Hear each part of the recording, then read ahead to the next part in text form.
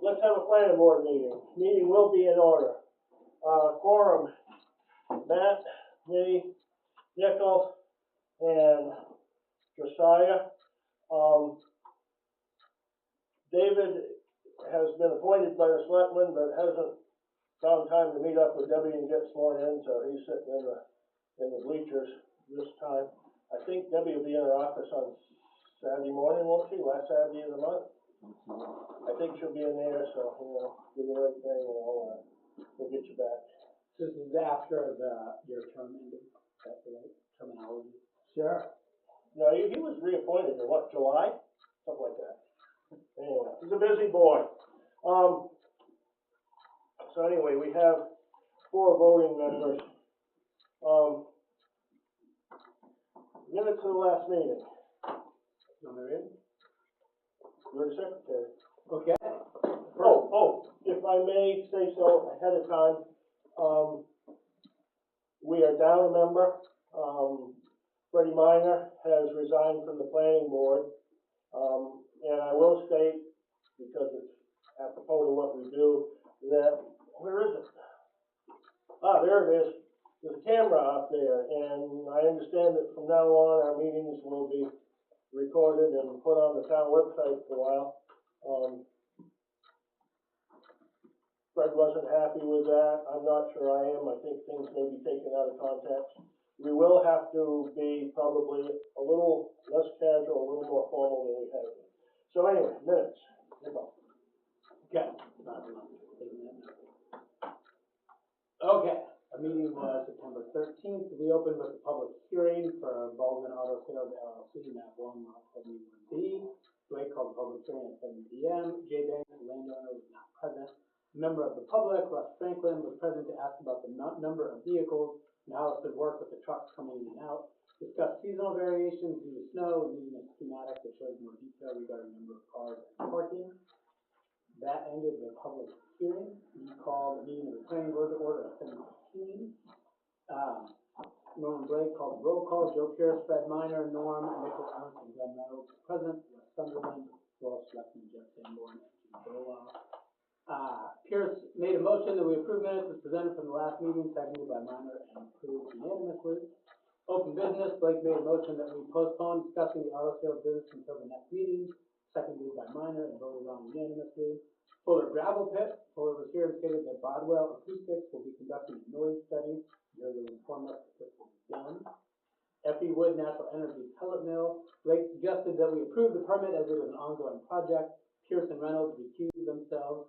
Ernst asked for clarification from members of the planning board about the history of this process and how individuals on the board became comfortable with it. Minor asked for a motion that the F.E. Wood Pellet Mill be approved.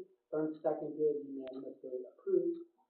New business, we talked about West Sunderland report of violations on the property map 7, lot 22, owned by Scott Efron, the applicant for Nature's Wilderness Campground.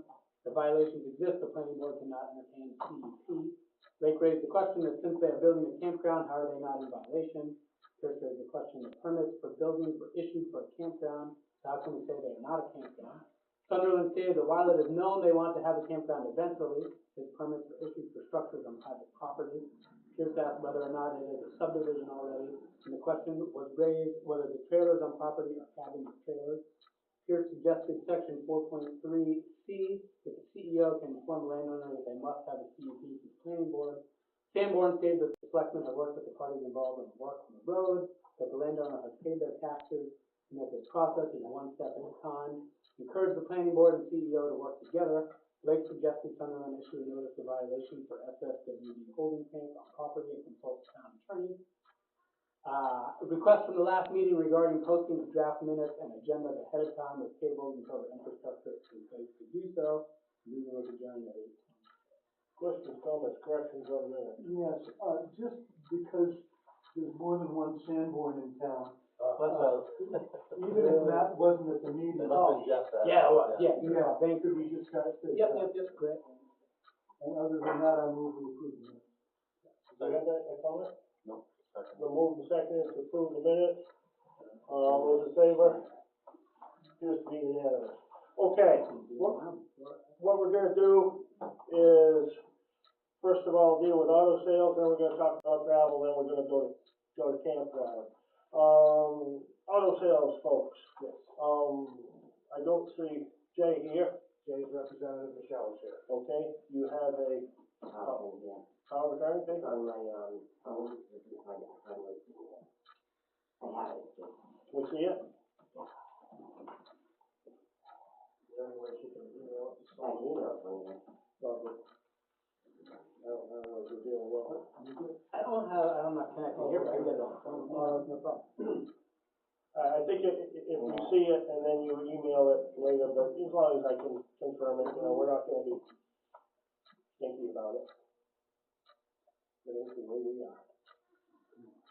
Yeah, well, we could.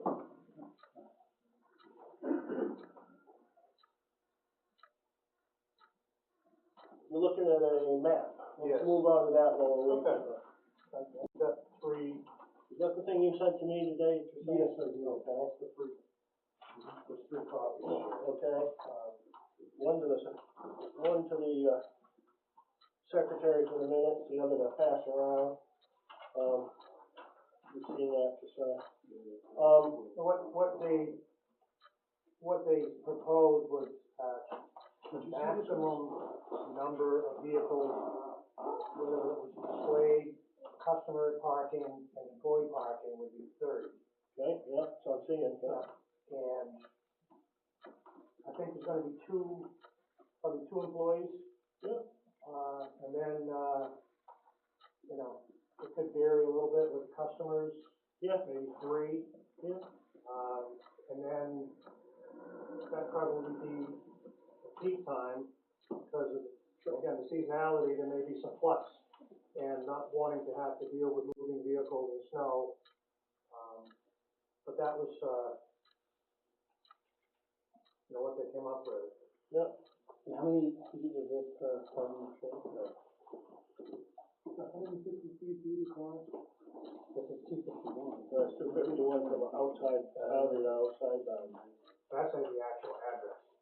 Oh, that's the address, 251. Yeah. Good clarification. And what we try to do is make sure that they everyone recognizes the buffer area Right, and setback from the road for sight distance. yeah, yeah, Both ways. so, And even as an exhibit to the lease, it recognizes the access roads to the, farm and behind, tank farm and behind, so. yeah. Everybody's well aware of that.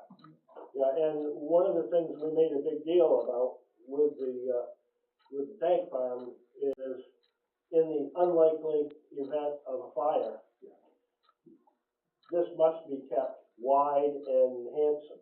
Now, somewhere around here, we have a place where the fire department can squirt water in, and they got what's called a monitor. It's like a monitor lizard, and it squirts water on the LPG tanks in the back to keep them cool.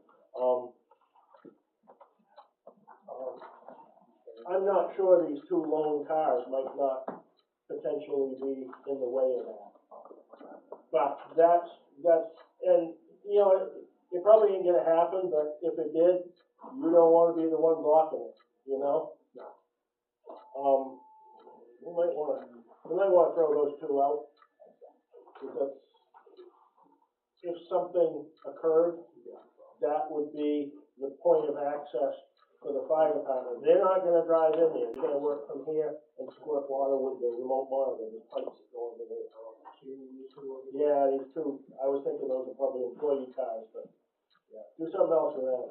All right, okay, so those, I think they were looking at employee, customer, Yeah, display. If that's a safety concern, I think those two. yeah, that's where that's gonna, could happen. And, let's not make that any tighter than we need to. What's the normal number of feet per parking space? 10 foot wide? Because it's 11 feet. Wes, what's a parking space, wide? 10 feet wide, 20 to 22 feet long. Yeah, Okay, well, that's 11 feet. So yeah, okay, that's good. and then you gotta, Yeah, they're parking closer than that. yeah. You Okay, you you've got 30 little squares in here, don't you? Yeah. Okay, did you find that power of attorney thing yet? I can't read this little tiny stuff.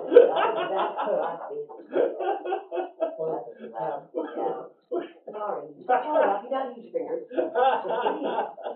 Sorry. Down. I love It's it. like upside down. Every page is a different I know. direction. Well, I just, I wanna make you work with it. Okay. And trust me, I'm gonna try. Does it look like what that We got is? Dodge Oil, we got Tom Banks, Well, see you later. that is J Banks, okay, got it. Is that what it says?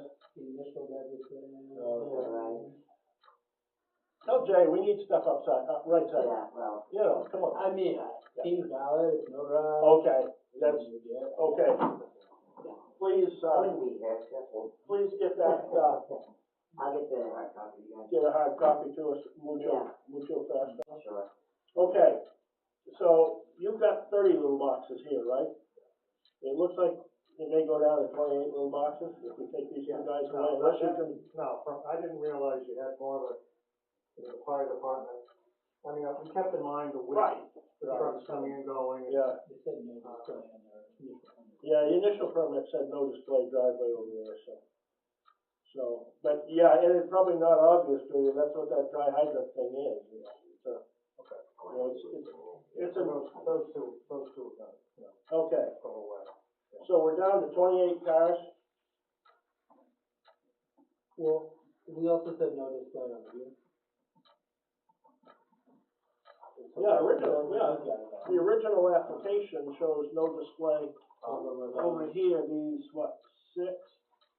The original application shows no display Okay, over and there. I guess when I went to this aerial, it showed, it better defined the lines. It's just hard to know, like, I don't know what. Yeah, and I do remember you saying that it was a matter of where the property was. Yeah. And so now you clarified We that. kind of clarified where the lines are. Oh, like property line, yeah. Quick straw poll, does anybody object to, these extra ones over here? No. No. Okay, sounds reasonable. Okay, so we got 28 cars parked, and that includes That includes sales, employees. sales, employees, and customers. Maybe a couple of customers, yeah. Okay, So, Whatever one we passed around, can we get that back? Or do you have another one? What, that way? I gave it, I saw it going. you can have that. Okay, cool. They're gonna be sitting right next No to each problem. other most of the Okay, night. okay, well, just I want to be able to take one. So that'll be the one for the, Okay. for the minute, yeah.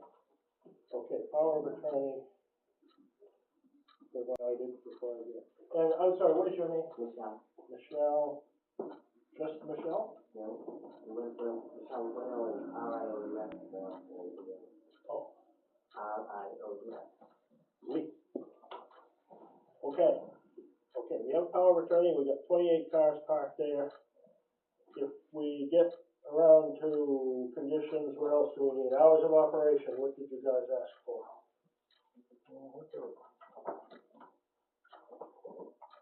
I remember talking about it. What do you want? What would you like? I think it was,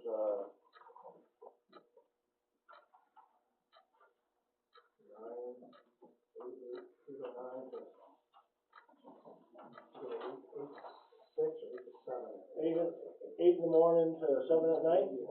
Okay, that's less than the hours of the whistle stop.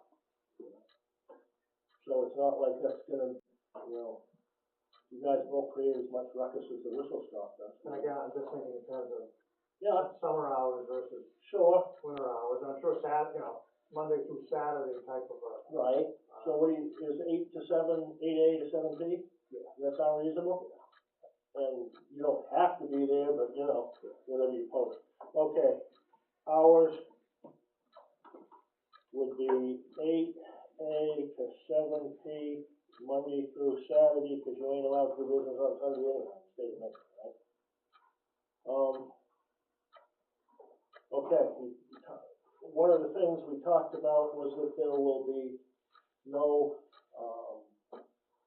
actual maintenance done in the, No, they're gonna send that out. which simplifies things because that means we don't have to do fluids and all that stuff. So no on premises vehicle maintenance. Did you already take that? This new technology is crazy. No, it goes right in there anyway. Yeah, if you hit the right button, yeah. Okay, we got number of vehicles, hours, no on-premises vehicle maintenance. What else do we have to know? Signage. Oh, yeah, sign. Sign, max, 20 square feet is what we usually go with for everybody else. And we would really prefer you not have the crazy blow-up guy that does that. Yeah, I think there was an old sign, I think like a sign stanchion near the road. Yeah, is it still there? I think so. Yeah, yeah. Well, 20 square feet, but you can use both sides. So you actually get 40 square. Okay, now, is that separate from on the building as far as what you're allowed? You can paint your building any way you want to paint it. But then the sign is separate from the building, and the sign is 20 square feet maximum. You can paint both sides of the sign.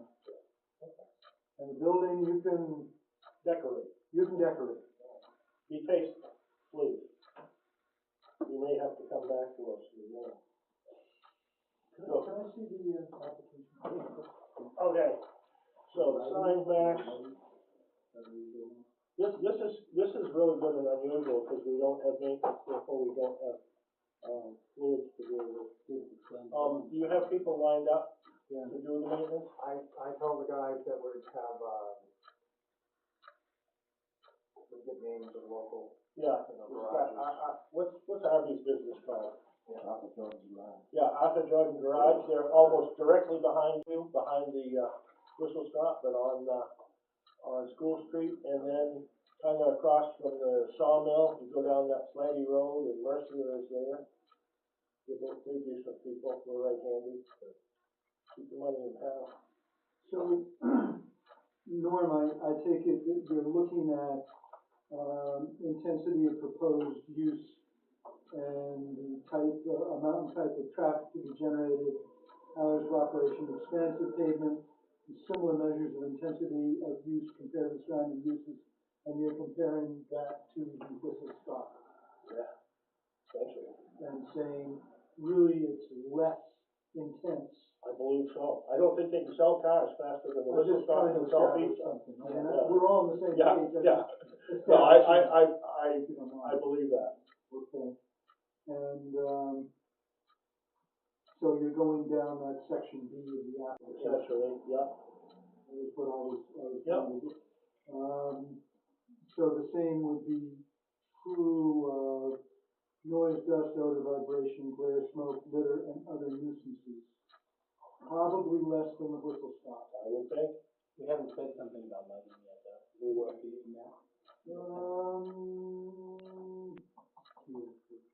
No, That's the dust and glare. dust and glare, yeah, so lighting inwards and down.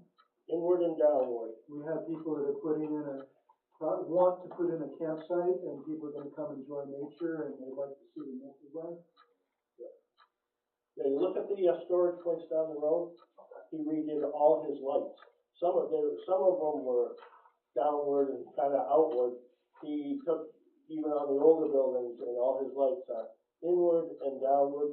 Used to be you drive it by there on a rainy night, and your windshield was a little wet, and you couldn't see anything. It's a lot better now to do that.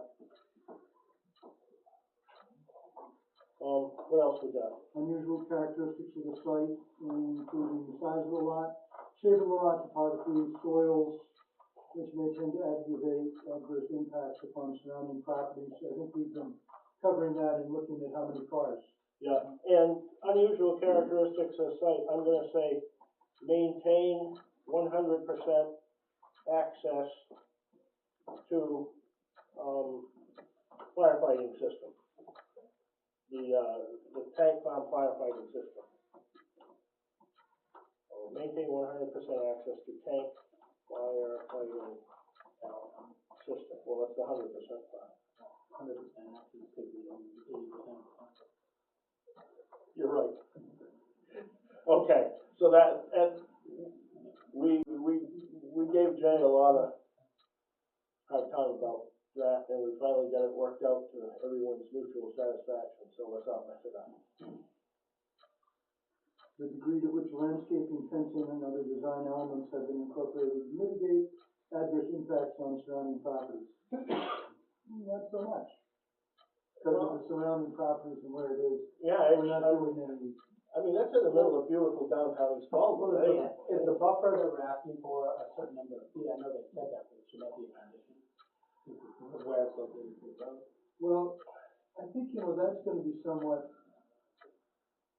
in the winter, it's going to be, governed by Yes. what they find out the plows do when they plow now at 50 miles an hour rather than the old 20 miles an hour. With the wind just a flying. Yeah. But the other 6 months of the year, that, what, they could creep right up the road? Well, they're gonna be governed by the amount of people that, they're texting about. The Navy has some to say about how close you can road.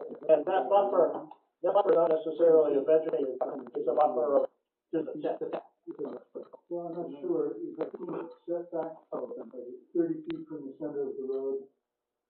How wide is the road? Do you know how wide 113 is? 113, how wide it is going by the river shop? Measured from white line to white line is 22 feet. And then this, well, Take it around 24, 25 feet. Take it. well, 30 feet back into the side, that's to the headlights of the cars. And this is 15 feet back from the edge of the road to a sign. Should that be a condition? Sure. It's especially easy since it's been volunteer.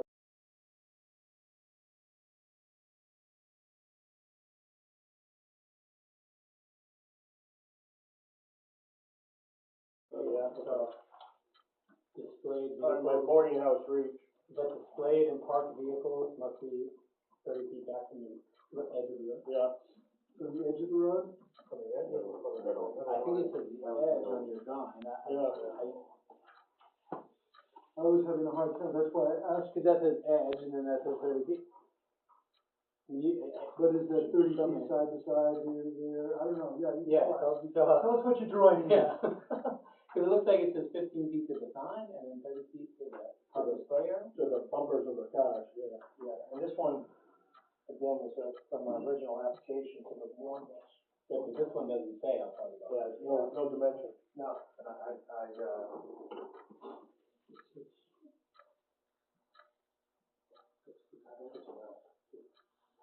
and I'd like to keep a pretty good buffer because despite the 40-mile-an-hour speed limit, people go whooping through there. You did those dimensions? Okay, so what do they mean? I went down there and measured it, did those dimensions. So what do they We mean? felt like 30 feet from the edge of the road was where a car should be. 30 feet from the road to the building. No, to the bumper of the Bumper of the car. first car, we're looking. Or 15 Explain your drawing to us? So it's 30 and here's 15, what is it? 15, but the 30 would really push it. 30 feet is from the road to inside of the grass area, 15 feet is from the edge of the road to the beginning of the grass, setback for the sign. So 30 feet to the far edge, To the inside edge. so 30 feet would be a reasonable amount. Well, Because that's your drawing. evidently, that's where the grass, that's where it Conforms to exists. your That's where the grass is, according to. Yeah, the pseudo grass. So you're saying 30 feet from what? Edge to the front bumper of the Is car. what Wes measured from here Yeah. to right here. That apparently relates to the proof on the ground. Assuming Wes measured the photo.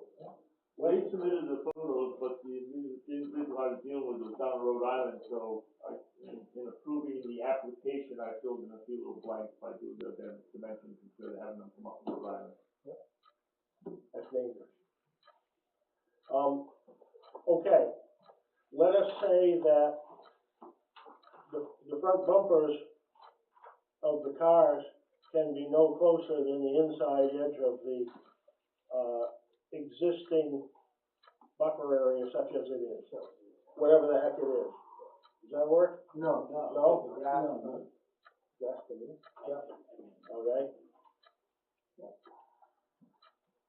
I saw a deed once that went to where the shadows from the trees fell in the field.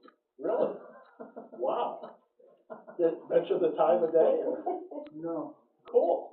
time of the year, Or how tall the trees were at that time. right? Yeah. Okay, buffer distance, if we say that we will measure that distance to what there is now and then specify it. We've got to measure. What's the thing? Measure. Oh, what is it? 30 feet. 30 feet then? Well, again, I guess I didn't realize it was Yeah. measured. 30 feet ain't that much outdoors. And I'm gonna say the leading bumper, because you could just play a car forwards or backwards, depending on what car you're gonna show off, right? Yeah. You Front bumper, all of a sudden, you can park them all backwards, right against the road. Yeah, boy, isn't that No, and you're not gonna wanna have, no. gravel damaging windshield or Right. snow and. You're gonna want that Yeah. 30 feet. No, Yeah. But the displayed and parked vehicle leading bumper must be 30 feet back from the road edge. Yeah. I'm gonna suspect that they may put up a slight short, like a 3.5 foot fence.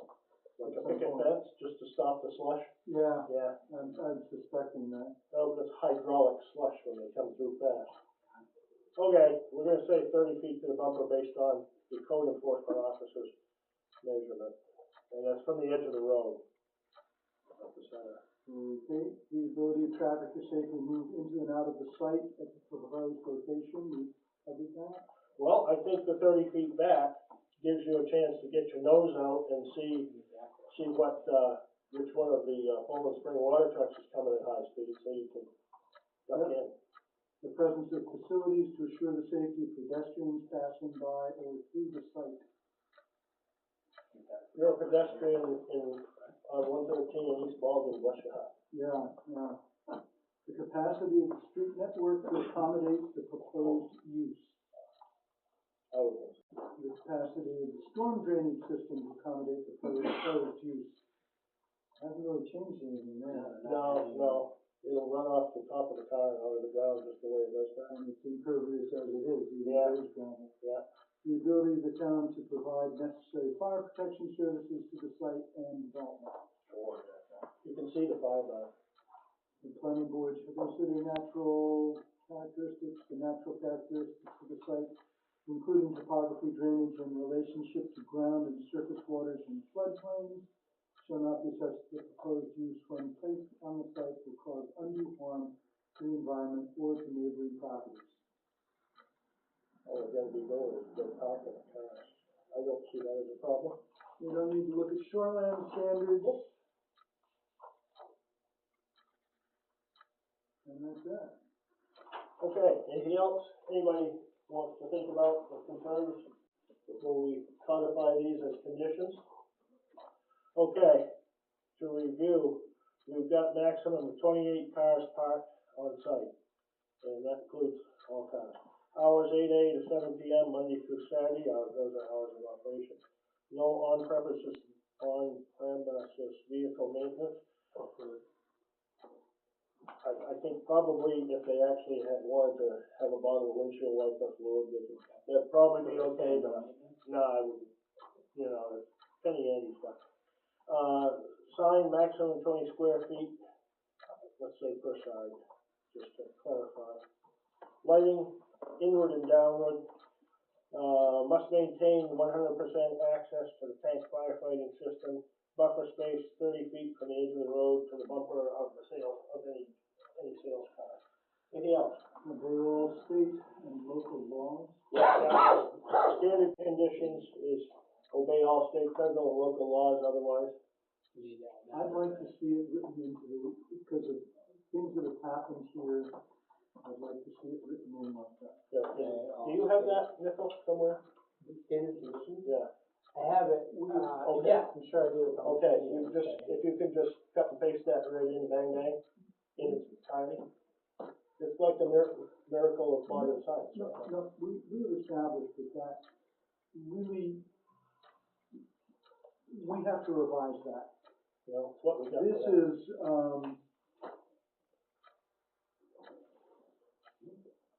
is what we gave to Jody Minor, which I thought was a great one.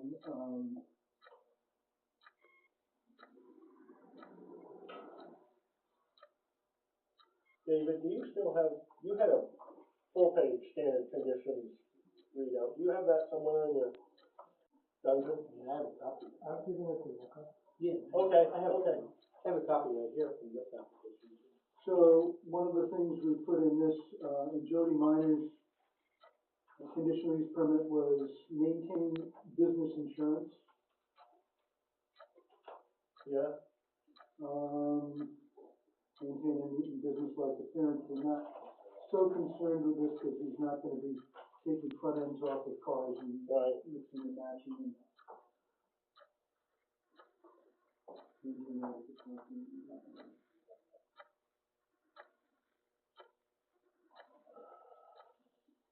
So we also put in this conditional use permit, take a look at this, Yeah, that if the applicant is out of compliance for 30 days, or for more than 30 days, the permit shall be revoked.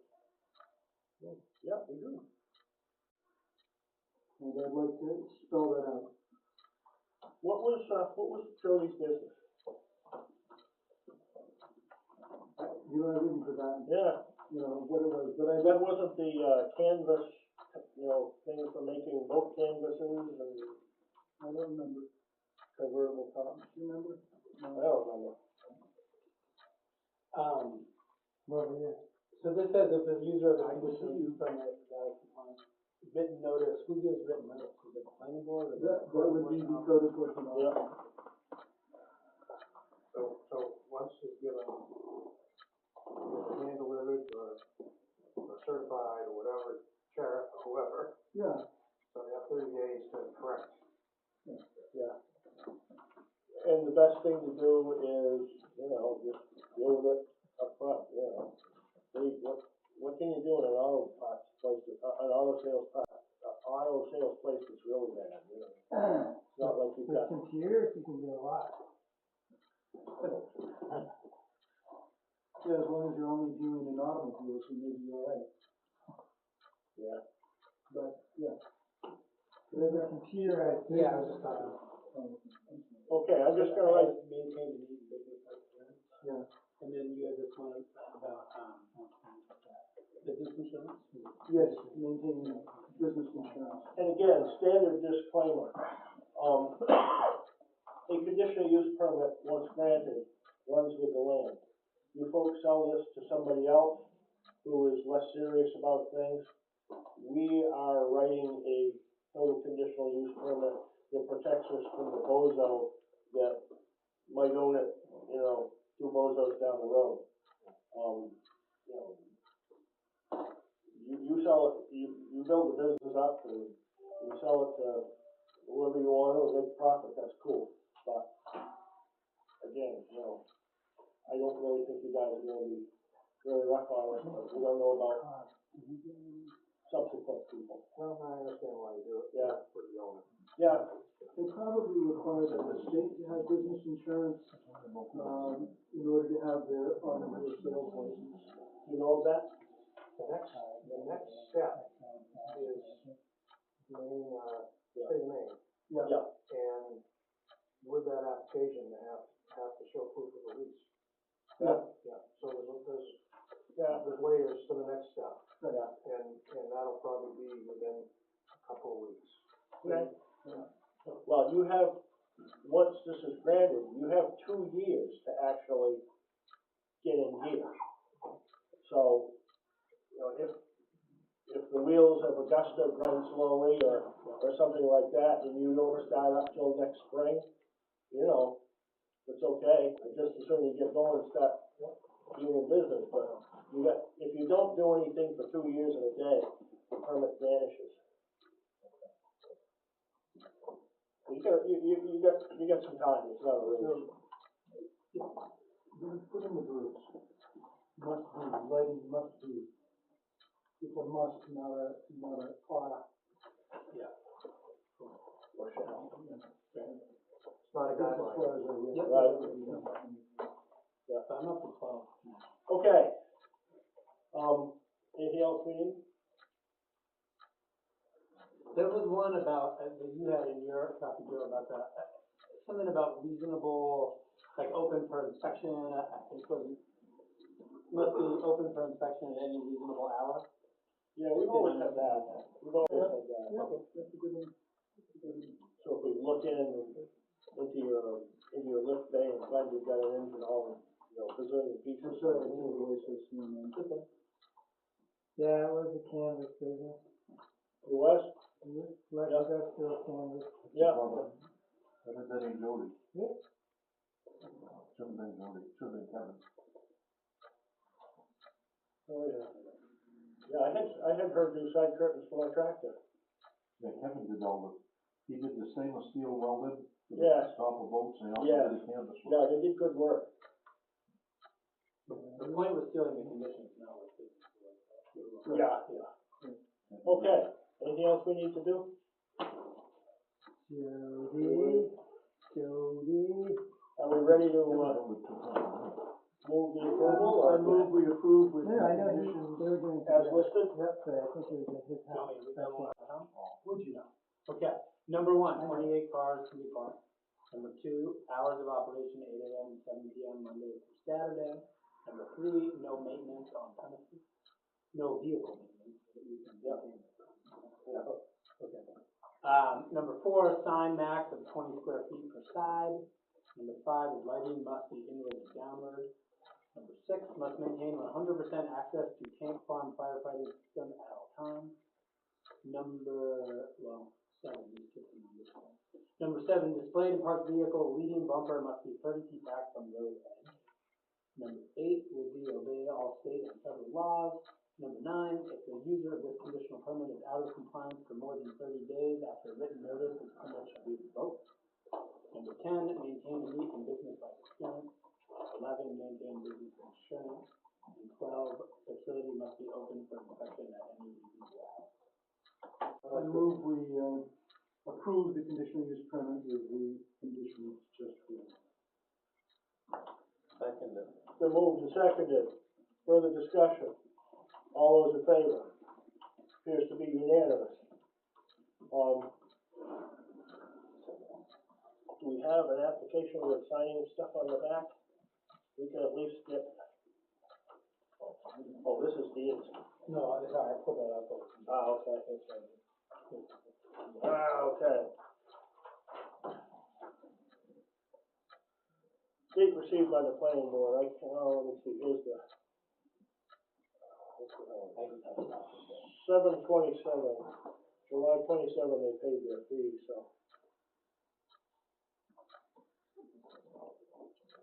Received by, I'll say date. Date of public hearing, what was 2 weeks ago? The 13th. 13 September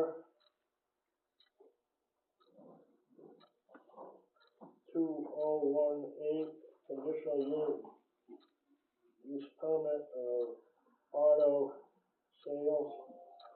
What's the name of the business? Golden Auto Sales. Cool. Permit approved, today's what, the 27th? Sure. Today's the 27th of September. Conditions attached. And planning board signature. Yeah.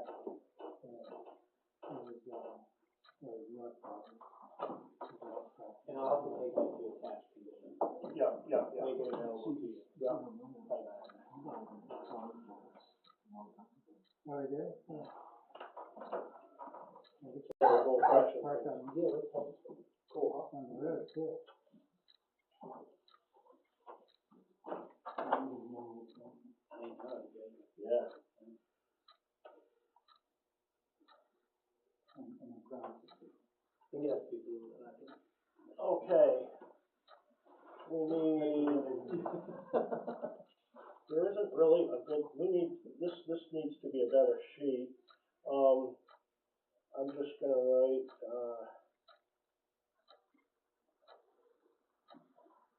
applicant. Wait, you don't have any air printer, you can't print this? One of the answers. Michelle, you sign right there and date it? Yeah, whatever you want. and date is 27th of October. That works. Okay, excellent. You're good to go. Thank you very much. By the way, if you folks, now that we're done with this, if you folks would pass along to Jay that his, Dodge Oil gift of 100 gallons of oil to the Brown Memorial Library is much appreciated. As a bit of public notification, I bought a whole mess of raffle tickets. I was actually hoping to get the gravel. I got the oil. Now, I heat my house with wood, and I got a full tank of oil standing by. I give it to a neighbor of mine. We appreciate it. Thank you very much. Okay, let's talk about gravel. You folks have a, he's not here. Nobody's here about gravel. Okay, let's talk. Yeah, they were gonna have a, they were gonna talk about their, sound study. Okay. This kind of new business or? Oh, I don't know. So Norm, I got the packet I picked up from you. Yeah? And then I'm missing a sheet, one of the survey maps. Oh, I might be. David, why don't, you're gonna need this anyway. All right, I'll come get it in a sec. Okay, don't spill your coffee. Now, I have one other copy here, and I have designated this as a public copy, not to be removed from the planning board office. And Do you guys have this digitally somewhere? all this stuff, Can you send that to me? I don't have this. if members of the public would like to have this and share and pass, pass it around or whatever. Can I write down an email address for them? So, Norm, this is an complete set. Okay. Do you in your set have a map of the whole project? Let me unfold my thing and see what we got. Looking, sort of like, the three blind men and the elephant. Yeah? Oh, it's a tree, it's a blanket, There Okay. doesn't seem to be something that shows the whole project. I have 3 of those with me. Oh, okay. What's it Read that up, Nicholas, send it to you. Okay, where are those? Right here.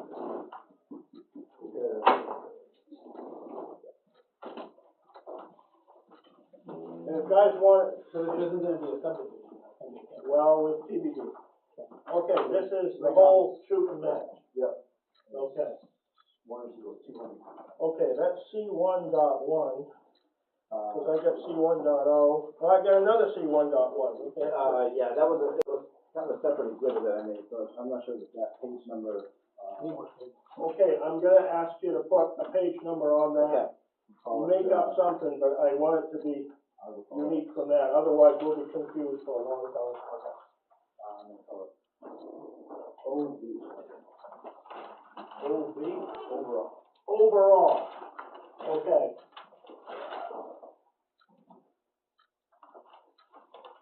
And this initial that change and date it, please.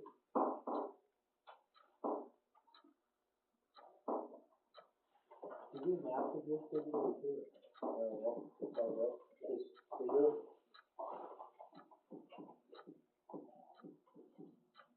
Yeah, well, hey, this is, I spent about 6 hours with this today, and one of my big crabs was that we didn't have definition of these cool little signs. We have them here. That's why that was good. Yeah, I was quite concerned with that. 50 years ago, when I took drafting last, I was told that you always define your stuff and put your logos on it. Sure. But I'm not sure exactly. And I've only got 3. That's fine. We don't have room to spread out much. Right. If you wanna, David, you want in the future, if you wanna crank out a few more, that would be okay. Okay. Oh, Wes, have you got one? No, Okay. Nickel, please designate one of those as the, minutes copy. Well, he's gonna send it to me. Oh, okay, that's cool. That doesn't make sense to me either. But I don't know.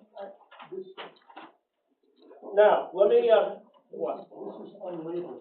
what is your Well, I objection? mean, I'm just trying to understand, Josiah is a map guy. I'm trying to understand the map and I can't. What, Maybe he'll explain it to me. what confuses you?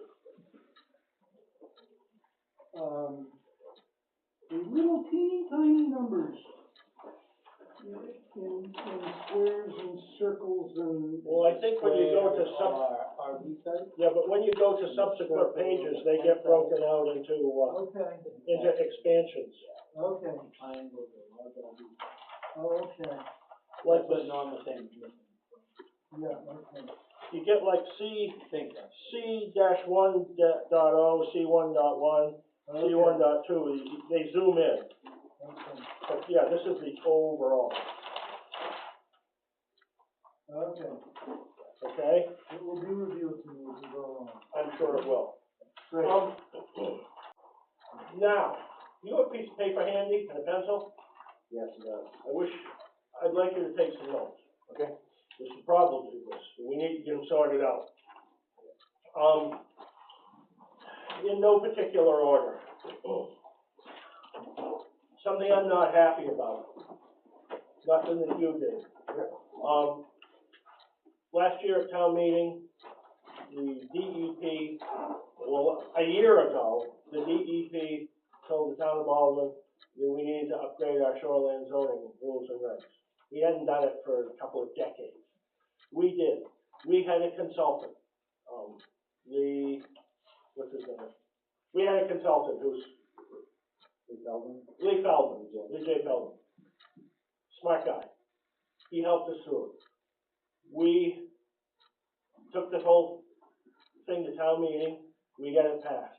One of the things in there, the town could choose between 75-foot stream setback or go to 100. The town of Baldwin chose 75. Not too long ago, the DEP sent us I can find it here somewhere. Yeah, it was a naughty boy letter that said basically they are overruling the will of the people of town of Baldwin. So there it is, mandatory shoreline zoning. 14, section 13. This is the changes they made to the stuff that we did. Section 13B shall be amended as follows. The stream protection district. The stream protection district includes all land within 75, and they cross that out, and it's 100 now. Now, the way I look at it, that messes up a whole lot of stuff in your plan, because you've got 75 feet in a whole lot of places. I'm not happy with it. Pretty soon, and have you? To be clear, you're not happy with the DEP. I'm not happy with DEP. I'm not happy for a number of reasons. Has the selectmen looked into what money is available to get again with Lee Feldman at Southern Maine, whatever? I don't think there's anything right now, because if you didn't use last year, all of that. Yeah, we were quite frugal. We had about 4,000 to play with. We spent maybe 2, more or less. And the way our budgetary stuff is, it rolls back into the town piggy bank. I'll get in touch with Lee. We've got through October to begin a appeal of the process. I'm doing it for a number of reasons. Not the last of which is that you guys got screwed too. So anyway, we're going to try for an appeal. But right now, this has the force of law. Therefore, it says, therefore, the department, the DEP, conditionally approves the ordinance as amended on March 10, that's town meeting, subject to the following conditions, and recognizes the ordinance as of March 10. Now, one reason this disappoints me is that had this project, we've known each other for 2.5 years now, had this project gotten going, submitted proper applications, and got up and running, you'd have had a permit and you'd be grandfathered. And this crossed my butt for a number of reasons. I'm gonna work on it, but in the meantime, I don't know if I gotta talk to Feldman. I don't know if I have a lot of confidence that the DEP will say, oh, I'm sorry, we'll back up and, recognize the will of the people of Baldwin. My problem with the process is they say the town has to do all the shoreline zoning stuff we did. We hired a good consultant, and then they just take it and do what they darn well please. And, why don't they just slap us around and tell us this is what you got, if that's the way they're gonna treat the towns, the municipality. Anyway, you've got a lot of stuff predicated on 75 feet as opposed to 100, and it really eats into things. So be looking at that. Now, again, I spent about 6 hours with this today. My favorite part of this is the soils part. Almost all of it is pretty good. It's like a tutorial on soils. Who's this guy, Logan or whoever? Jim Logan. Jim Logan. Pay him. I think he did a good job on this. No, but he seems like a smart guy, and I'm not a soils guy. I've seen a little of this stuff, but I can follow this through. It's really good. Okay, one of the major problems I see is that at least two places in this application, you talked about 337. In at least two other places, you talked about 260. Which, it's not just one place where it's, oh shucks, a typo. It's One like, is 329. one is 320. Oh, like I say, that ain't, like me typing, fat fingering a number wrong. Yep. We gotta make everything agree. Yep. Now, the problem is the traffic study is predicated on the 260 number. So, Right. come back and, tell us what you want. Yeah.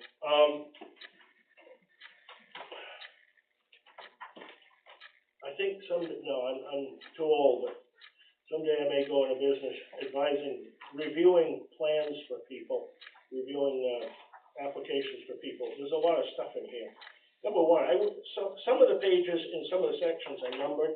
I wish they were all numbered at the bottom, just because when we get into this, there's a whole bunch of pages that don't really have a number, and if we get arguing with each other, we can at least get us home.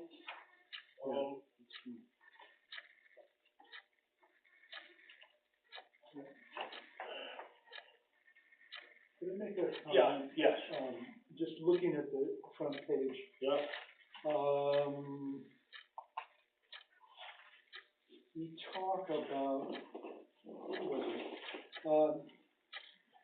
it? Mountain biking and use of miles of existing ATV trails. Mm-hmm.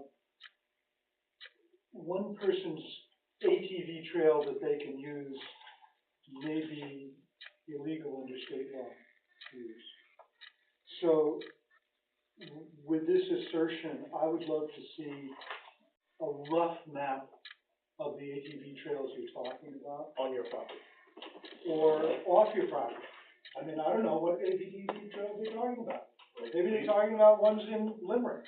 I'm not making maps on other people's property with ATV trails. Okay. No, Oh, that's okay, good. so it's off your property. On our property. Yeah. That's where they drive the ATV. Yeah. Yeah, Now, a rough and thing would be we're good. jumping ahead.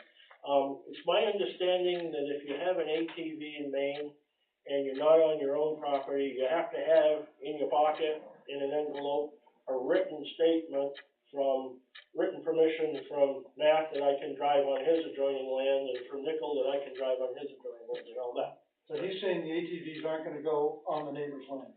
But my That's question, great. that's good, but, That's good. That makes it simple. we need we need a plan from you as to how you will keep enthusiastic lads from seeing, that looks like an old logging toad in the woods. I'm gonna see if I can get up through there. And it happens to be on somebody else's land, and they don't have permission. We need this All I can basically do is post that perimeter. Once people go beyond that perimeter, they're not supposed to. yeah, I can't regulate, a guy can drive in and park his whistle stop and drive across your property. no, you can't. But he can't, he chooses, he can't do it legally. Okay, Right, I can't control people off the property, I shouldn't be expected to. I'm gonna tell them they can't be at my campground, stay within our property. what you may do is if it looks like, well, for instance, the Deacon's Road kinda comes up to Marston Road, right? That might look tempting to somebody. Like, we will have the property, whole perimeter posted. Yeah, well, but yeah, It gets at a really central issue that we're going to look at with your application. And the central issue, 260 to 330 campsites, 500 to 700 to 1,000 people. And our job, maybe it's not stated in the rules and regs, but what I've always felt for 22, 23 years, our job is to make it work for everybody. You know, so that we talk to you, what do you want? But maybe you can't have all what you want because it's really gonna disturb some other people. And, you know, like you just saw us work things out with these auto sales. So the anxiety that people have about this huge campground, it's huge. The anxiety is that it will affect their lives. And there's nothing that affects your life more than 1,000 people coming on your front lawn. So, yeah, just make something so it doesn't happen. yeah, so how do we do this?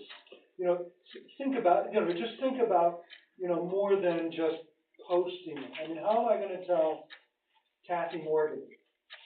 How am I gonna look her in the face and say, don't worry, Kathy, they said they'd put up a sign? You know, I mean, we gotta think this through, and this is gonna be the real, this is gonna be it for you guys. This is the crux of the matter. So it's like something to treat really, really seriously. Like if you get a day glow pink chain, you know, the chain, put it across or something, take some telephone poles, you know, cut out telephone poles, put like bollards in the trail. Put the cussed no trespassing sign right in the middle of the trail so that a guy has to work hard and be stupid to get around it.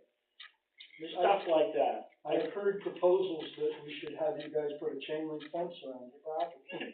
You know, I mean, like. No, concertina wire. You know, we're not going there, but I'm saying that's where we're starting from. You know, this is, and we gotta get here. Yeah. So treat this really seriously, because this will come up again and again. Yeah. How do we keep everybody happy? And maybe you won't be quite as happy as you'd like to be, but that's the nature, you know, that's the nature of getting along with people. I don't always get my way with my wife. I know that may shock you to hear, but, you know. Hard to believe. Yeah. She's such a nice girl. David.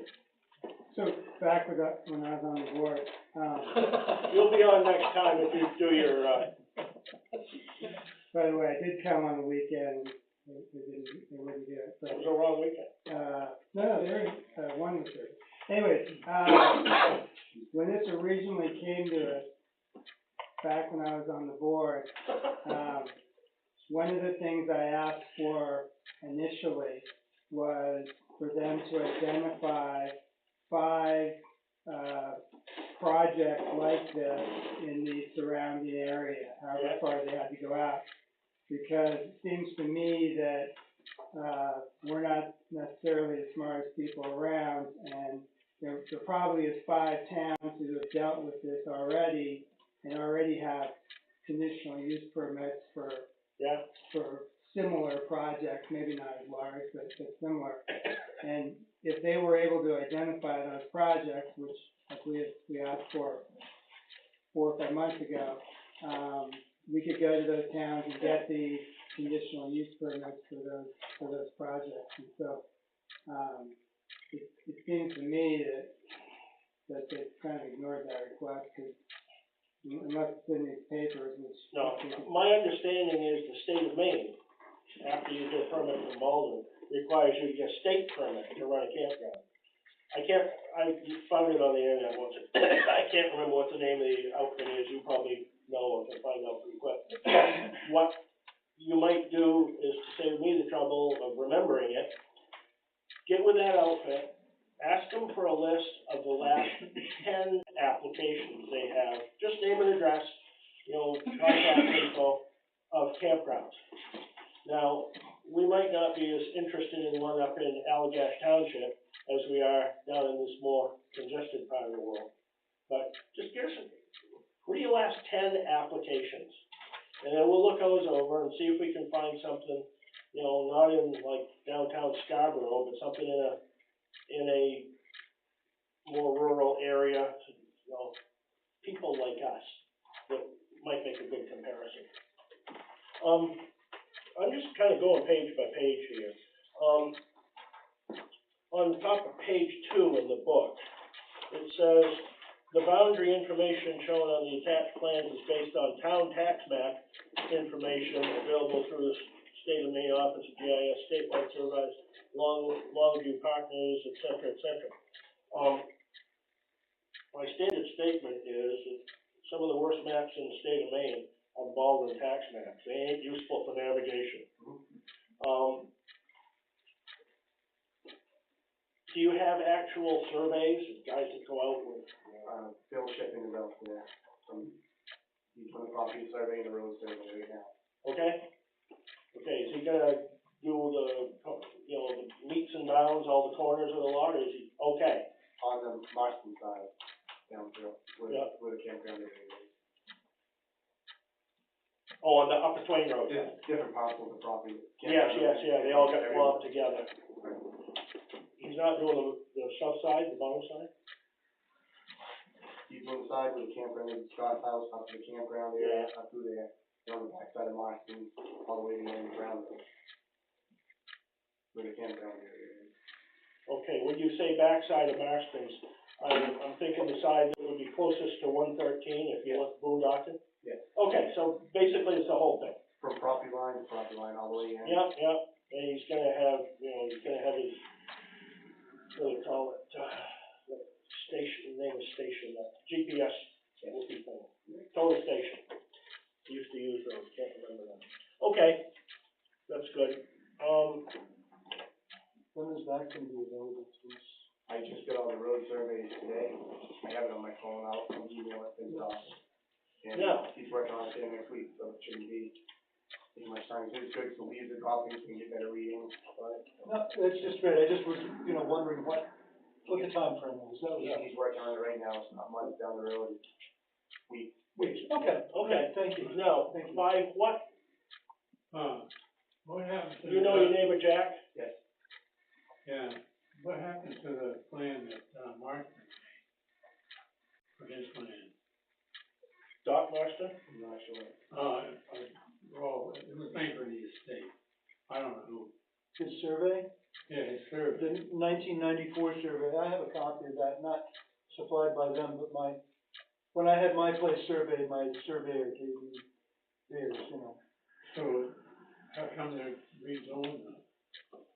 Do you have that 1994 survey? I do not. You are? Oh, yes, you do, because, you know how I know?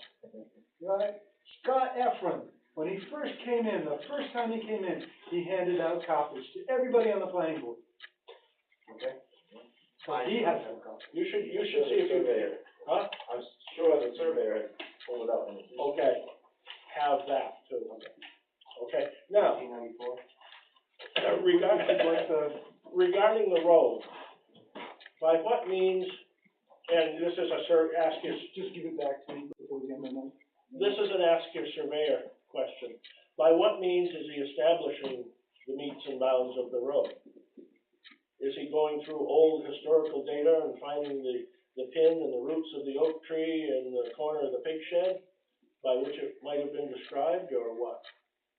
Don't do that. Well, what I'm concerned about is your company has done things in the road, and the road may not be now what it was 2 years ago. It may have been moved. And I just want to make sure that we describe Baldwin's Road, not Nature's Wilderness opinion of what Baldwin's Road ought to be. So, ask him what he's using for base information. For meeting, meets and bounds. They call it the meets and bounds. It's a old buzzard survey term. But by what baseline information is he saying this is the road, or is it on the basis of, I see this is parent center line, it'd be from here, but like I say, road may have been moved by 2 years, because I don't know whether I want to ask Jerry or Dwight. Did you guys come to an agreement about the roads? We've given them a letter to sign from the lawyer, and the stuff that's gotta be done to it to bring it back up to specs. And it's in their hands now to sign it, give it back to us. So will that letter define where the road is? I think it will. I talked to the surveyor, was up here, a week ago, I happened to be here when he went in. I know on Jack's side down there, he's gone and shown all the stone wall and stuff, found out all the things. It looks like he's doing a pretty good job of what else he's doing coming up through there, so. we ought to get a copy of that letter, just so we know what the heck's in it. Yes. You can do that. Ronald, Okay. me hearing a rumor. Oh, no, this is not a rumor. No, I mean, that's why I asked. I haven't seen the letter. I mean, just, I haven't seen the letter. We'd like to see the letter. yeah. I mean, it's, later on, it gets into the obligations of the planning board Well, just so you know, I mean, we asked for the bond, yeah, we asked for insurance. Yep.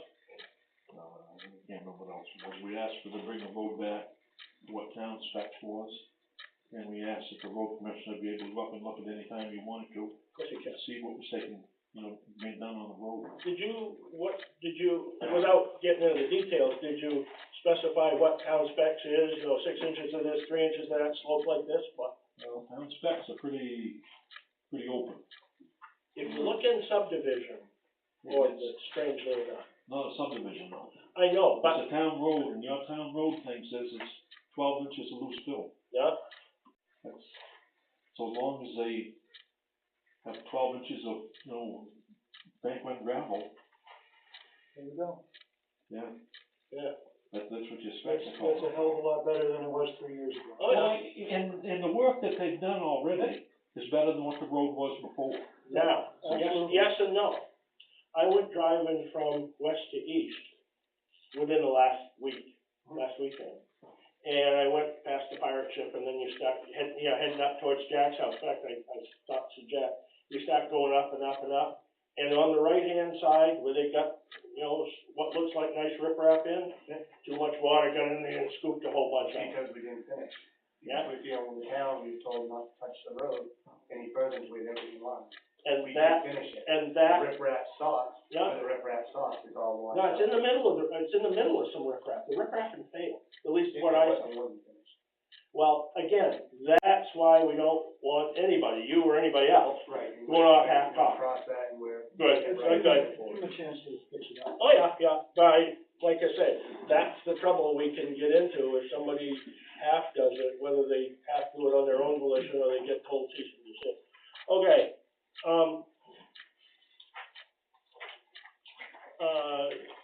paragraph down, during a previous meeting, the town of Baldwin Planning Board, it was suggested that Southern Maine Regional Planning perform a third-party review. We might, they're good people, but this will be done at our discretion. And if we decide to do so, it would be done at the applicant's expense. It's considered a consultant.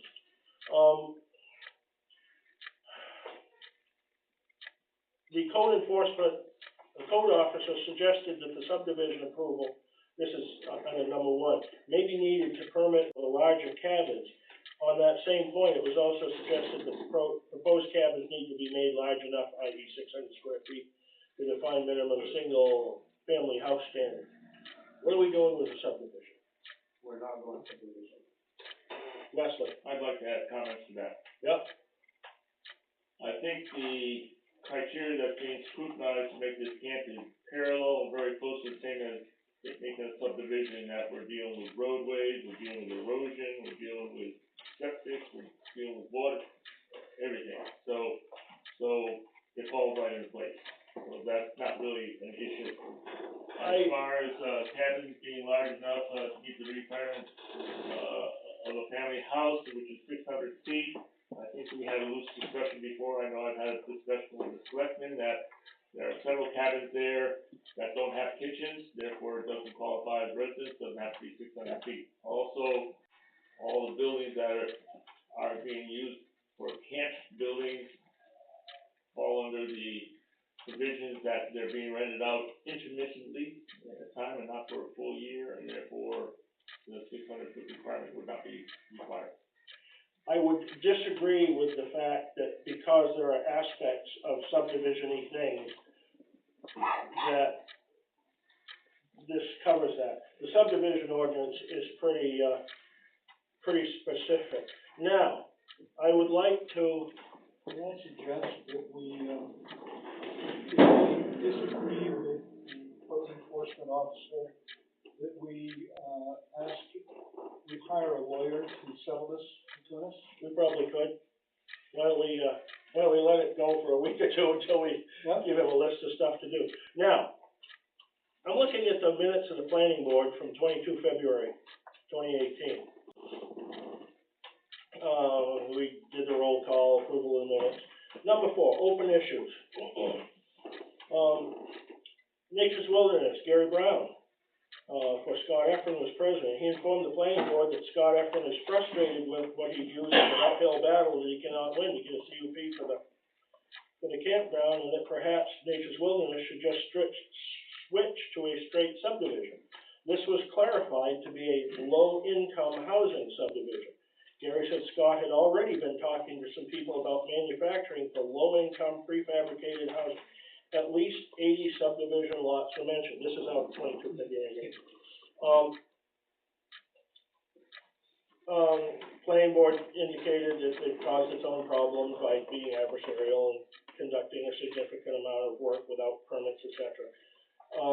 Planning board indicated that subdivision plans would be subject to review for conditional use permit under subdivision ordinance for a major subdivision, which is certainly 80. Now, another bullet point. Planning board asked Gary if Scott was truly serious about transitioning a subdivision, or whether the idea of a low-income housing subdivision was just being used as a negotiating tactic to pressure Balder into being more receptive to a campground. Gary indicated that he believed Scott was not being disingenuous about the transition to a subdivision. Now, my question is, are you gonna have a 80-ish unit low-income residential subdivision or no? Okay. Do you remember the meeting? I do. Okay. So you know, it happened. The point We're not is, applying for 80. I know, We're but applying for a campground. the point that this brings up is that when you make statements, and again, there was a question is, is this what you really mean? It was asked the second time and we confirmed. When you make statements to the planning board, we have to be able to believe that you're not playing us and yanking us around. That what you're saying is what you mean and what's gonna happen. If we can't do business on that basis, how the heck can we get anything done? You know?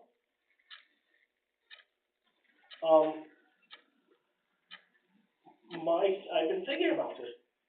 Number one, it was stated in February that you're gonna do a 80-unit low-income housing subdivision. Number two, you've been doing a lot of work on Marston's Road beyond, you know, the Deacon Road, the pirate ship area, which seems to be out of necessary for campground. You've done a nice logging job up on a lot of your land, which would almost clear it out to put some subdivision things in. I mean, here's 3 clues that would make me think you're gonna have a subdivision. There's no subdivision going in up there. Okay, how do I know that, you know, you said this in February, you say something, how do I know that next February you're not gonna come back in and say, hey guys, I want subdivision? I'm gonna tell you, we're not going to, but at that point, that's cross the bridge, we're not going to have that.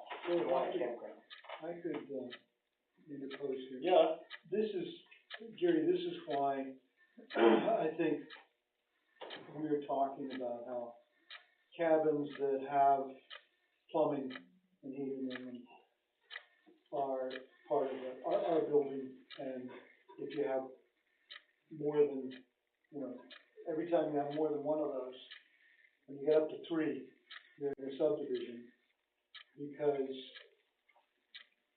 minor subdivision. who knows what happens in the future. We had a former code enforcement officer who told me he treated every building that gets built in Baldwin as if it was gonna be occupied full-time someday. Because you go down to Massachusetts, and that's what you see. Yeah. You know, the former tool shed now has somebody living in it. And, so, you know, when Norm talks about a subdivision, I think that this is the kind of thing we're thinking of because, you know, we go back and cover a bunch of different code enforcement officers. And as I said, one code enforcement officer who was very well and is still very well respected in town, beat it into our heads. Every building, you have to look at it as if it's gonna be occupied someday. And especially if it's got a potty and a shower and a kitchen sink, and, you know. what I worry about is slide. And you know what I mean by slide. And I think as a planning board, we have to take that into account. My allegiance is to the people in the town of Baldwin. You know, and they're the people I'm worried about. I don't want to see costs go up for Kathy Morgan because of you. I don't want to see her disturbed. Things are going to be a little bit more disturbed. They're going to be different. It's going to change. I recognize that. We got to figure that one out. We don't want to see sliding.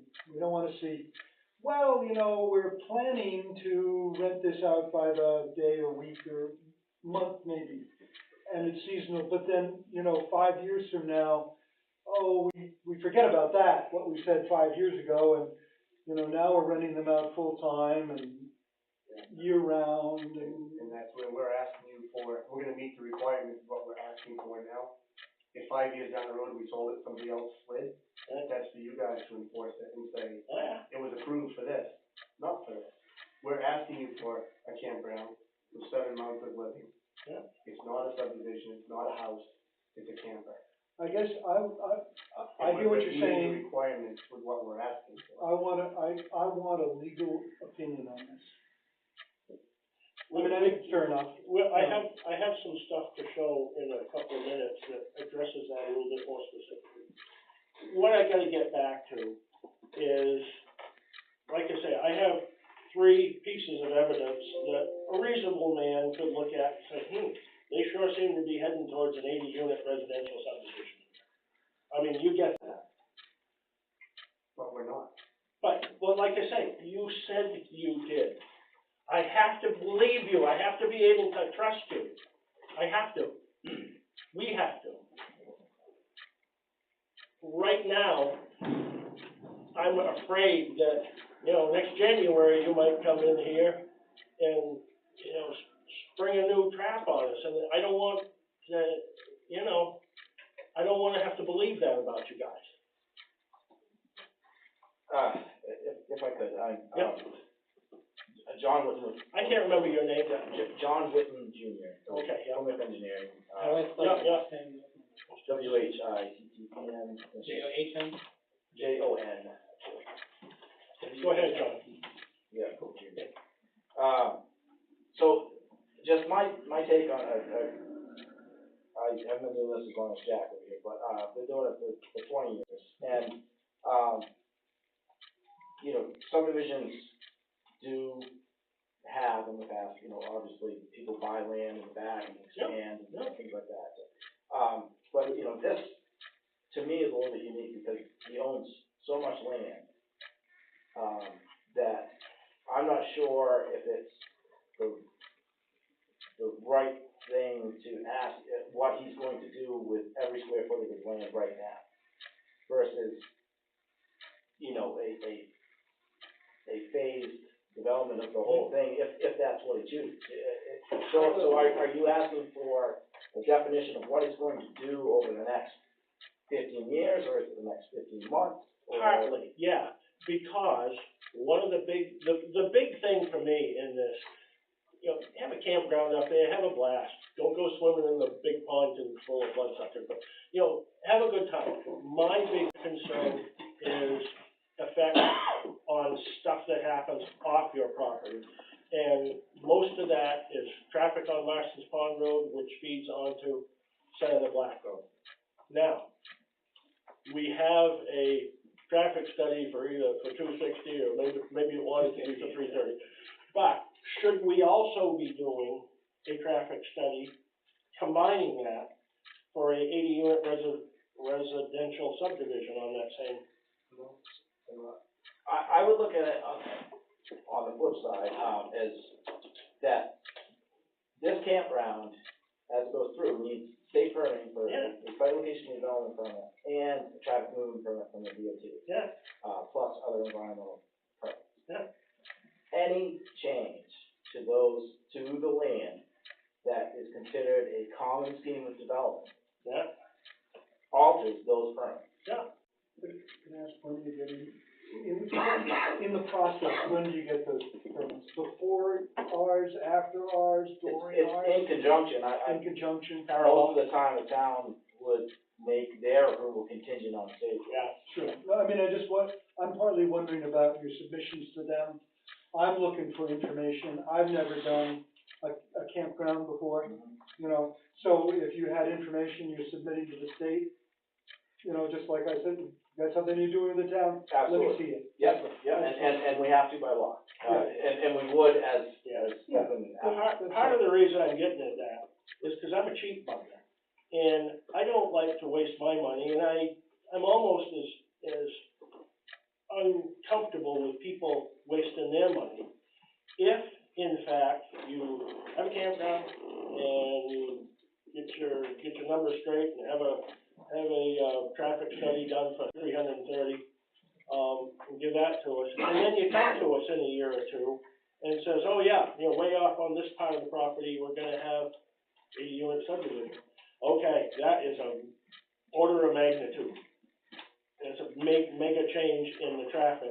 Are we gonna do this all over again? Do you wanna pay for it all over again? Can I just say something? Yeah. Clarify this. Is it illegal? Like, just say, don't read into this, I'm not saying you're Yeah, no, just say, campground's approved, the city said we're up and running. Yeah. 5 years down the road, he wants to put in 80 houses? He No. can't do that, right? It's not illegal. So why do we gotta base this on maybe, what if he does do it? He has every right to do I'll tell you what, go right ahead and do it, but what will happen at that time is we will have a news traffic study because you're adding all these people, and the part that I don't like is that you may end up improving the road, paying to have that road done, and maybe Senator Black Road. I'm not asking for the house lot. You're basing it on what if it might happen. Forget about that. Let's think about what we're doing right You now. said it might happen. See? Okay, a unicorn might run across the parking lot. No, I have it in writing. So, But just understand that, then if it did happen, we can cross that bridge. okay, but just be warned ahead of time for your own protection. Again, it's no money out of my pocket, it's all out of yours. Yep. If you really think there's a snowball's chance that you're gonna do that, let's talk about it now. Let's have you guys are gonna end up paying for road improvements. It's right in the land use agreement. Let's do it once, do it right, be done with it, and be cool. We're not doing a house development, we are not. we're gonna do it in the campground, we're gonna fix the road to town spec, traffic study's gonna be on however many sites we have, it's a campground. Yep. Okay, but just, you know, It's I don't the wanna see you applicant's piss risk. away that money if it's unnecessary. That's his choice. Okay. I live in a different world. Okay, now, I think we may have a subdivision already. Because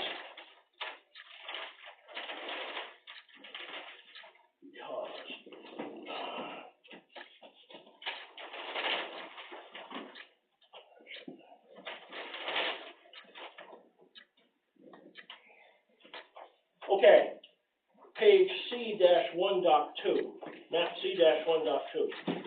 Once you come up here, just gather around. Yeah, this go. Okay, this is up at Twain. This is the original Dr. Marston place as refurbished. These buildings here, you're telling us that those are RV trailers? Okay, I don't believe that because you call them large cabin sites. A cabin is not an RV. I talked to the state of Maine, they have a trailer under them with a VIN number, I can register these and haul them down the road. Have you registered them in town? I haven't, no. How long have they been in town? Yearish? Yeah. Plus or minus? Yeah. Okay, you're illegal. You got, what, 6 months to register a RV in town. Now, the other thing is, the VIN number to that probably correlates to a flatbed trailer, right? Not a RV. Well, it's a portable camper. I can register that in the state of Maine, I'll register it. Okay, the thing is, Pepsi,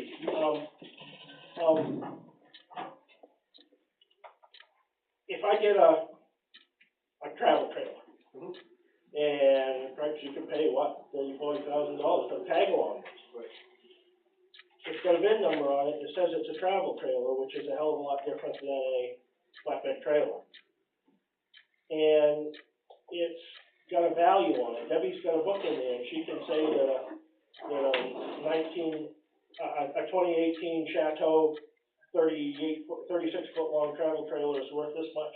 She charges excise tax on it every year, and she charges a registration on it. Do you have that? You need to have it. Is this the most simple way to get a lawyer to tell us whether this is or isn't? I mean, I just feel like you're badgering him. I'm on this side of the table, but you're kind of badgering him. Like, let's just figure out if this is a subdivision or not and move on. Well, that is key to this. I know, but To determine- you're not gonna agree with him, like. Well, if he can solve the problem, if he can say, It's gonna come up. it's gonna come up, It's gonna keep on. it's gonna come up. Hire somebody to tell us, like, At this- because we're not smart enough to figure it out, like, At this he's point, not gonna tell us. at this point, David, what we really should be doing is identifying the problem. Yep. And this is the problem. I wrote a note, Gary's writing notes, we'll get it checked, we don't have to solve it tonight. but that's where we have a disagreement. And again, you know what happens when you register an RV. It registers for a hell of a lot more than, you know, a dual axle trailer with flat top on it. So, that is, that's something to talk about, and if so, It's a lot that, cheaper than going subdivision. huh? It's a lot cheaper than going subdivision, I had to register 5 trailers. Yeah, I'm not trying to be a smart aleck. Yeah. I'm trying to work with you. Yeah. If you want them registered, I'll register. let's, If you wanna leave it as Maybe a is, subdivision, you should register them, like, Yeah. it's still an issue. let's just wait for my go registration. and get a legal, Right. opinion on this. What we're doing tonight, we're not, you know, we're not gonna vote on nothing tonight. What I'm doing. about, hiring work? Huh?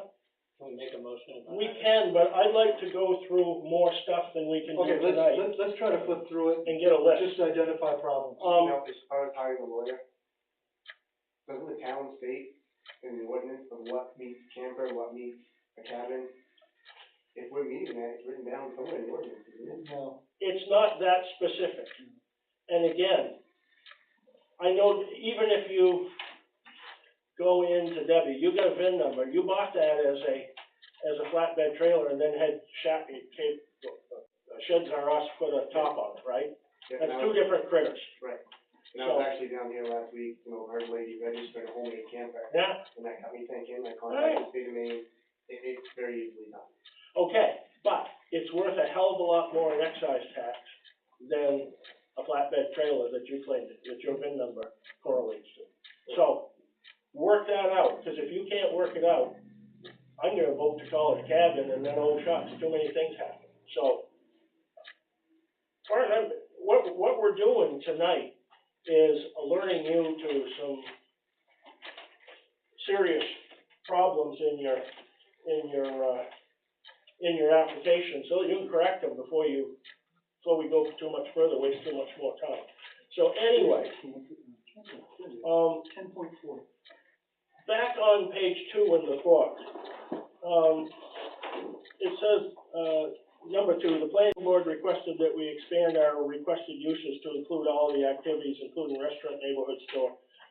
The restaurant and store are not planned to be open to the general public, they're only for renters, customers, invited guests. We believe campground allows the applicant to offer services and amenities.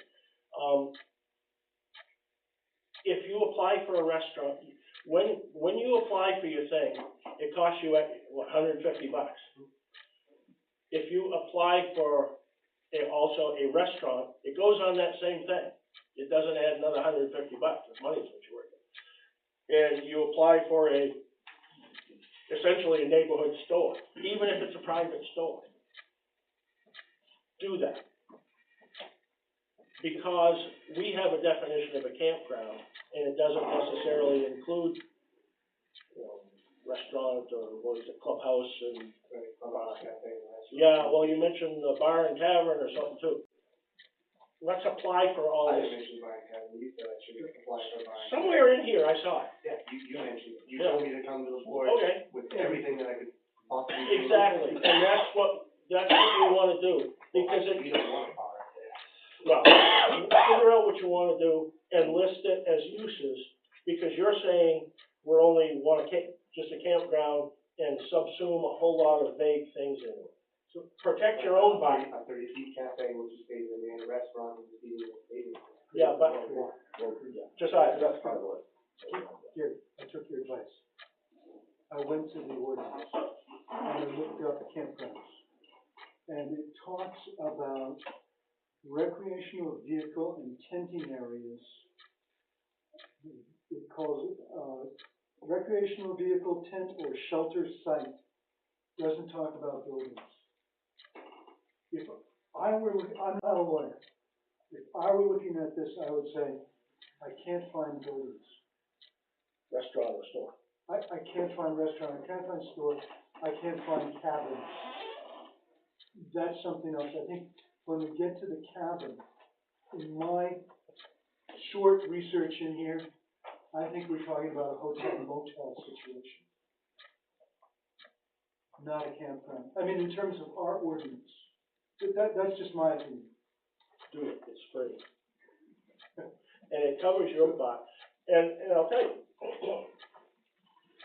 I don't know, let's Jamie, say, do you wanna look at this and see, if you could see where it says cabin under campground? I play a lawyer on TV, I don't actually. Oh, Again- Wes, do you see where it says building in here, under campground? Oh, I mean, I'm just sort of wondering if we've got a build, I really, it's really simple, because I don't see building. let me tell you why I'm pushing this. This is for your protection. Let us say that we work through all this, and next spring, the planning board finally grants you a permit for Nature's Wilderness Campground. And then, let us say that some group objects to it, and they get somebody with some spendable money, and they engage a lawyer, and start to find ways to pick this approval apart. One of the things that they could do is say, look, this is a definition of a campground, don't say nothing about a restaurant, don't say nothing about a store, don't say nothing about, different activities. The planning board therefore acted erroneously in doing that, because these Nature's Wilderness guys are doing it, they don't have a permit. Now, the worst thing that happens is they take it to appeals board, they take it to court. 2 of all the planning board decisions have gone all the way to the Maine State Supreme Court, and we've been upheld because we had our ducks in a row. But if we don't have all our ducks in a row, we do more of a disservice to you than we do for ourselves. There's no skin off my body.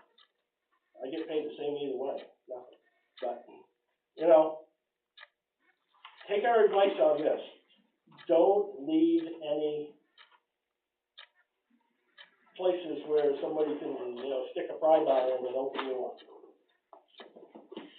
Really. Now, I would strongly suggest that you've got a hotel motel going also, besides a campground. So, I mean, look at this part of the ordinance. We can get legal opinions if we want, but I think that's where I'm headed, because I don't see anything about buildings here. So where did you come up with the 600 square foot rule? Where did that fall under? Where did that come up? In the, somewhere in land use ordinance, all, Single family dwelling. yeah, all dwellings have to be 600 square foot. But a dwelling has heat and plumbing. So you're not occupied more than 7 months a year by a single person. So that's an interesting way to look at, and we may be able to talk that one through in terms of it being a motel room, by being very specific. I mean, you know, if it's a motel room, then it's not a campground. You know, I mean, like this, we want to make sure it's nailed down. And if we said it's a motel room that can only be occupied 7 months out of the year, you know, maybe that would work. I don't know, but I mean, I'm just suggesting there are ways through this. I'm hoping. I'm going to try to find it for you. And again, your project has history of not obeying certain ordinances. One is those 2 cabin rigs up there, whatever they are, cabin, trailer, whatever. They are apparently hooked up to some way of getting rid of human waste, and no subsurface, there's no permit for that. I mean, I'm working with Jim Logan on that. that's good, that's good. A lot has been done up there wrong. Yeah. Since I've been there, I've taken care of what that was done before me. There's another one by Upper Pond that was taken out, and Yeah. closed up, gone. I know, but the thing is, the history of the project is full speed ahead, to hell with the rule. It's easier to ask for forgiveness than permission. Don't do it that way. But it's been rained, been held. Well, not fast enough. But I appreciate it, but you know, work with us, make it easy. I tried. Which one of tried. these? Okay. 500 square feet. I looked at your traffic study, and it's interesting. One of the things that jumped right out at me was the traffic study was done, 19 September? A week or so ago? I've never owned a campground. My guess is that the high season is July and August. I know why it wasn't done there, because you couldn't get them to get off their butts. But my thought is a July-August traffic count would have been a hell of a lot more useful to. But a traffic count is based off site. In July and August, there's not more sites than there is September or October. He's just saying like more traffic. There's different patterns. There's only, call it 10 sites. Yeah. If it was July, we can't have 20 different people with 10 sites. It doesn't matter. It's a traffic count per site based on the project. I know, but the effect, you were talking, some of them were existing traffic on Senator Black Road. Mm-hmm. Traffic patterns vary seasonally in Maine. People are doing different stuff different ways. People don't seem to move around as much in the winter as they do in the summer, and I suspect there's a fall transition. I don't know. That's not us. Our campground is only per site. No, but the thing is, Wait, could you explain what that means? I'm sorry, I didn't. He's asking about, in July, there's more traffic than there is October. Our campground is only gonna bring in so much traffic. We only have so many sites. The traffic's not gonna change in July and September. So let me just see if I understand you. Because I apologize for not having read the traffic study yet. So the traffic engineer says a campsite, each campsite has one trip a day, or 2 trips a day, and I'm not looking at the campsite because it's not built yet, but it's gonna generate X number of trips a day. In a nutshell, yes. And then they use real-time counts to be able to verify the impact on existing roads. Specifically, in the traffic study, on page 2, existing conditions. Yes. And it's Senator Black Road at State Route 113, Saggy. October 14th. Yeah. Yep. This is back in 2017. Yeah. But that's what I'm talking about. So if you go down 2 paragraphs. Yeah. Traffic data collected during time periods other than the summer months of July and August require adjustments to reflect peak travel conditions. The MDOT provides factors for adjusting traffic data collected during other periods of time. So that's just extrapolation So using a you times it fudge by factor. 1.8 or whatever. Yeah. Whatever the Yeah. factor is. So it's you know, it happens all the time that somebody proposes something that's not in July. Right. The counts are made outside of that. It worries me a little bit. So. Okay. Let me Well, move. can I just say one thing before, Oh, I know I'm a member of the public and Kathy, I'm shut up. I can't, this has not been advertised as a public hearing. Okay, And if we allow members of the public to comment in a time that hasn't been advertised in a public hearing, technically it's illegal. I don't wanna be illegal. No. However, I'm really concerned with the numbers that are different.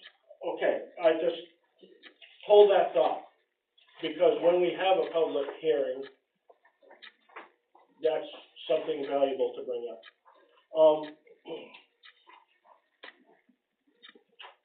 Just working through this, you know, page 5,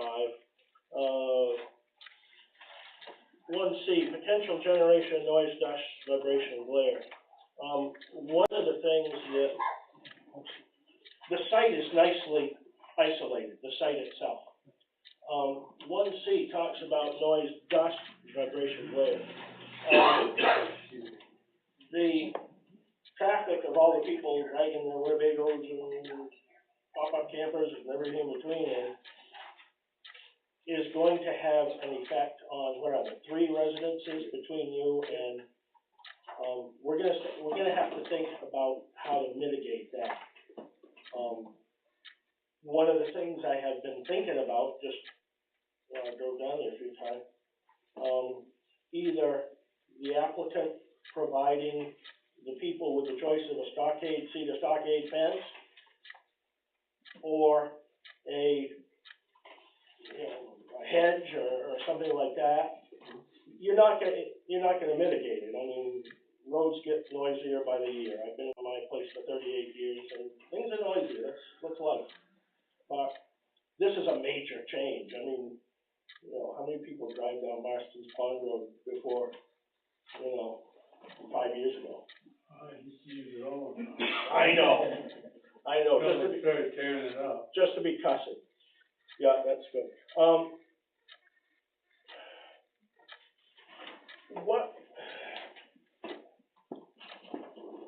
How do you keep people who have got their navigating by their GPS from turning off at the sawmill, going up the Brown Road, going by Jack's Road, then trying to navigate a Winnebago towing a SUV behind it? How do we keep people from doing that? Posted on the website. You can work with Google Maps and get mad at some my business when roads close. Be thinking about that. I mean, you get one. I know the concert place out here, the Brownfield, the Stone. Yeah. Oh, yeah, Stone Mountain. That, it's all over the website. Whenever you call, they say, do not follow your GPS. Right. Go this way, go that way. Right. Yeah. Yeah. So it's part of the advertising. By the way, that barn, the old barn up there, was my great-grandfather's barn, and they moved it from about half, 3/4 of a mile. They disassembled it, moved it, reassembled it, so. When we get to covering the traffic study, I'm gonna need somebody to interpret all those VA and VO. There's some good stuff. So it sounds to me like we should have the traffic engineer at a planning board meeting. Yeah, we'll schedule that, yeah. Okay. for most efficient use, cause I'm. It looks pretty dense to me, it's above my pay grade. Yeah, and I'm certainly no, expert on the traffic side. Yeah.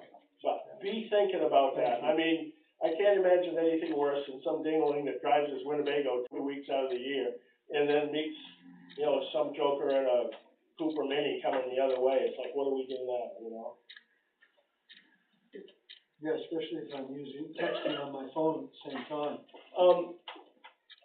Bottom of page 6, planning board shall consider natural characteristics. One of the things I requested was, copies of correspondence you had with the DEP regarding your problems, violations, mostly the excavations and diggings around the big pond, and what they cited you for, what they told you to do, and a signed sealed thing that says, yes, you have accomplished that, thank you very much, you were free to go.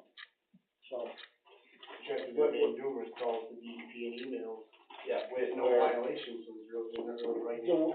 well, you were told to clean up your act. You had to revegetate some stuff and all that. Maybe violations is the wrong word. Again, we need to cover. We know that there have been some problems, and the DEP is a hell of a lot better than they were 30 years ago when they come in with a SWAT team and, you know, they mow everybody down with M16s and stuff. They work with people, which is good. Sometimes I like the DEP, I don't like the desk people. But anyway, Just for clarification, just this week, we emailed DEP to try to set up another meeting at the site to review what has happened, finalize what needs to happen. I'd like copies of pertinent stuff, and if you wanna annotate stuff to make it easier for us to understand, just in handwriting on the thing, after you print it out, say, you know, this was their original worries and complaints, this is what they told me. Norm to that meeting. It's up to the owner, right? Yeah, We'll talk about it, I'd sit in, you know, if you don't have objection. Just FYI, anytime 3 members of the planning board are together, it's a planning board meeting. Don't worry, I won't be there. Okay. Well, I was just gonna add, is that, One can person, you go by yourself as, like, how would we invite you, as a planning board member? Yes. Or as a no, member of? as a planning board member, inform me that we are meeting with this DEP guy regarding stuff at date and time and location, and if you wish to come, you may come and, you know, try and be civilized and decent. I mean, You're saying as long as 3 of us don't show up. yeah, 2 of us could come, you could invite all of us, but we'd have to decide amongst ourselves which 2 could go. If you want, you can, it would. You can request which 2 you want, but no guarantee. Well, just for my, like, if we were to run into you at the liquor store, we couldn't ask you specific questions about this project, right? No, we have to do everything at planning board meeting. Yeah, so. But, I'm just trying to get the legal, again, I'm no lawyer, and I know we don't have any lawyers on staff at this point, so. Sure. I don't mean to be rude, I'm not saying it like that, but why do you need to be there? If we're meeting with the I was wondering, DEP, and I bring you the paperwork saying, Mr. John's from the DEP, so there's no violation, to take care of everything. Shouldn't that be enough for you? yeah, it might be, but it would certainly put things to bed. You do what you want, it's your nickel, not mine. We'll check the box. Yeah, but, you know, the more comfortable the planning board, or even one planning board member can be and tell the others, look, I set in on this, this is done and dusted, it's cool, fine, move on to the next thing. You headed out? Yeah. Well, see you, Jack. Thanks for coming, Jack. Jack, were you, in what year was the land use ordinance first started? Do you recall? I can't remember. 1970 something, wasn't it? Yeah, might have been. What year did you come to town? 1972. Probably then. Weren't you one of the original members? I think I missed by one planning board. Oh. I think I was the second group. Ah, okay.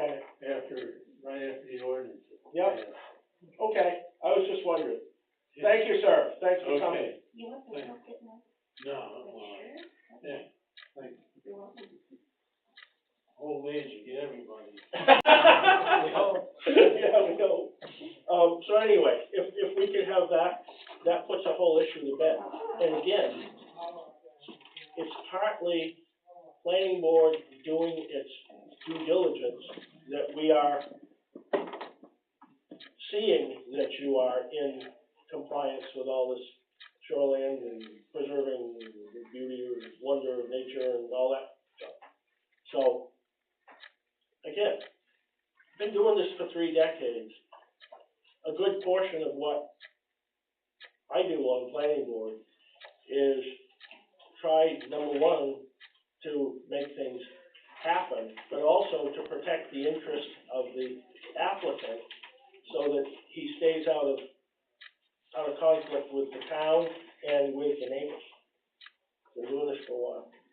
Okay, on page 7, in shoreland, In the traffic study, it's a 256. yeah, there's a whole lot of numbers floating around. You guys can figure that out. We'll straighten it all out. Yeah. Okay, on page 7, we'll go another 10 minutes. At 9 o'clock, we'll pack it in and we'll pick it up next time. Page 7, Maine Department of Environmental Protection and Inland Fishery will be reviewing the project for its impact to all fish and wildlife. Is not considered to be high value wading bird or waterfowl. The street below, Dug Hill Brook, is maybe trout habitat. Did the Trout Unlimited people get too excited about that, or was it the other? They were, excited about the Dug Hill Brook, yeah. Okay. There's brookies in Dug Hill Brook. Okay. Probably aren't any more since we had the drought. Yeah, I know. Cleaned out most of the trout Yeah. in Douglas, in, Breakneck Brook. I used to be able to sit and watch trout rising and eat my Cheerios, and I think I've seen 2 this year. I still eat my Cheerios. Somewhere in here, I can't remember where it was, there was a thing about, endangered species and all that. And it states that the folks in Augusta had said there probably weren't any. Can you give us a copy of that letter? We did, we got it. Oh, where is it? It's in previous, Oh, okay, previous stuff. Okay, we'll find it then, we'll find It's in it. this other huge packet I got over here. Okay, we got a warranty deed, we got a nice It would green be, map. when you revise this book, it would be a great idea if you put it in, you know, that letter, just so we have it on the. Yeah, I had brought it. No, Yeah, okay. We, no problem. Now, the stuff on. Can't believe you missed one time. What? yeah. The stuff on stormwater management plan, I actually read most of this, you know, relatively slowly, and strangely enough, I understood large amounts of it. It's a good job. Your soils guy, soil suitability report, this was his name, Logan? Jim? I thought that was pretty well done. Oh, here it is, in the soil. There it is. So, soil suitability report, go to that page, Longview Partners, turn one page over, halfway down, a recreation hall is shown on the plan, which includes space for limited cafe-style food preparation and a small bar service. And staying in the campground, this design flow, bar, tavern, cocktail lounge with limited food will be assessed at 15 gallons per seat. Don't worry, you know, how much water waste is going to be. They indicate you're gonna have a bar, you said they will. Oh, we'll have that corrected in. Okay, if you're gonna have a bar, apply for a bar, but if you're not gonna have a bar tavern, No, I think that's just a misunderstanding. well, slap him around, make it. It may be from the general description of the table of uses. Yeah. In the funding code. Yeah, the yeah. 50 gallons a day. Oh, yeah, cut and paste, I got it. Can I ask you a question?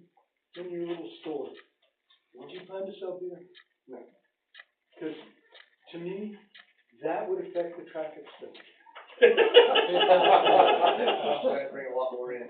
But it's not open to the public. Yeah, no, it wouldn't. It But would I not mean, bring one. you know, so I would, personally, I would think I'd rather see you guys sell beer in your store, so you don't have people running out to get a 6-pack all the When time. they did that in Acres of Wildlife, it kept the traffic in hand. Yeah. That was leaving at 6 o'clock at night to get some people all the time. Yeah, get the, So you can buy everything right out there. yeah. So just think about it. Think I mean, about it. You know, I guess we're trying to, I mean, everything, it sounds like you talk about a bar, like that's a bad thing, but no, you gotta, if you had applied for a bar, then eventually you might want a bar, and then it would actually drop traffic, or it would create a. People to go to a bar. Yeah, I think most people that go to the Have campground, to have a bar. they wanna get a beverage and sit around their own fire pit with their buddies and not have to be hit on by women in bars. I hate that. I live the life, I live the life, it's rough, isn't it? Yeah. Well, you don't know what it's like when you're my age. Okay. Remember, this is being recorded. Yeah, I have mustaches. Yeah. Okay, let me, there was a few things I noted on some of the big maps, and I'd like to.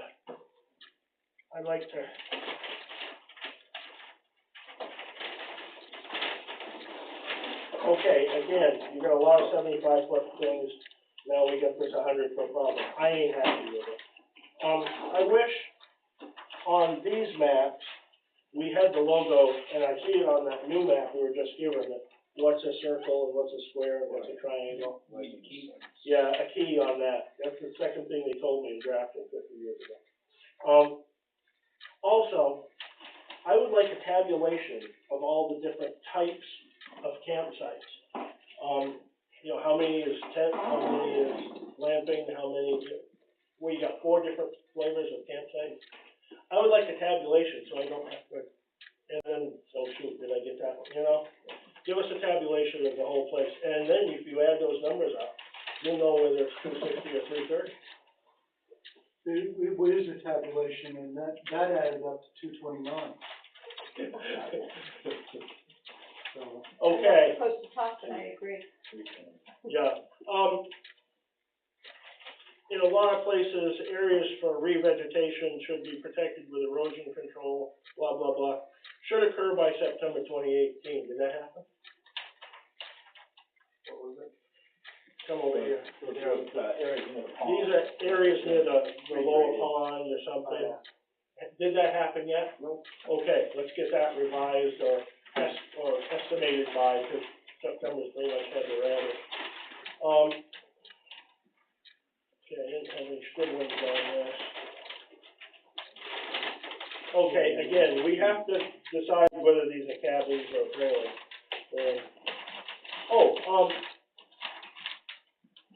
At the Marston Lodge, the old Dr. Marston house, I don't see septic, anything. Where do they put their poopies now? Is it an old cesspool, existing? No, it's existing, always been there. Yeah. There's nothing new, put into the. But what is it? Is it the one that Dr. Marston put in 1932? I would assume. Probably a straight pipe to pond. You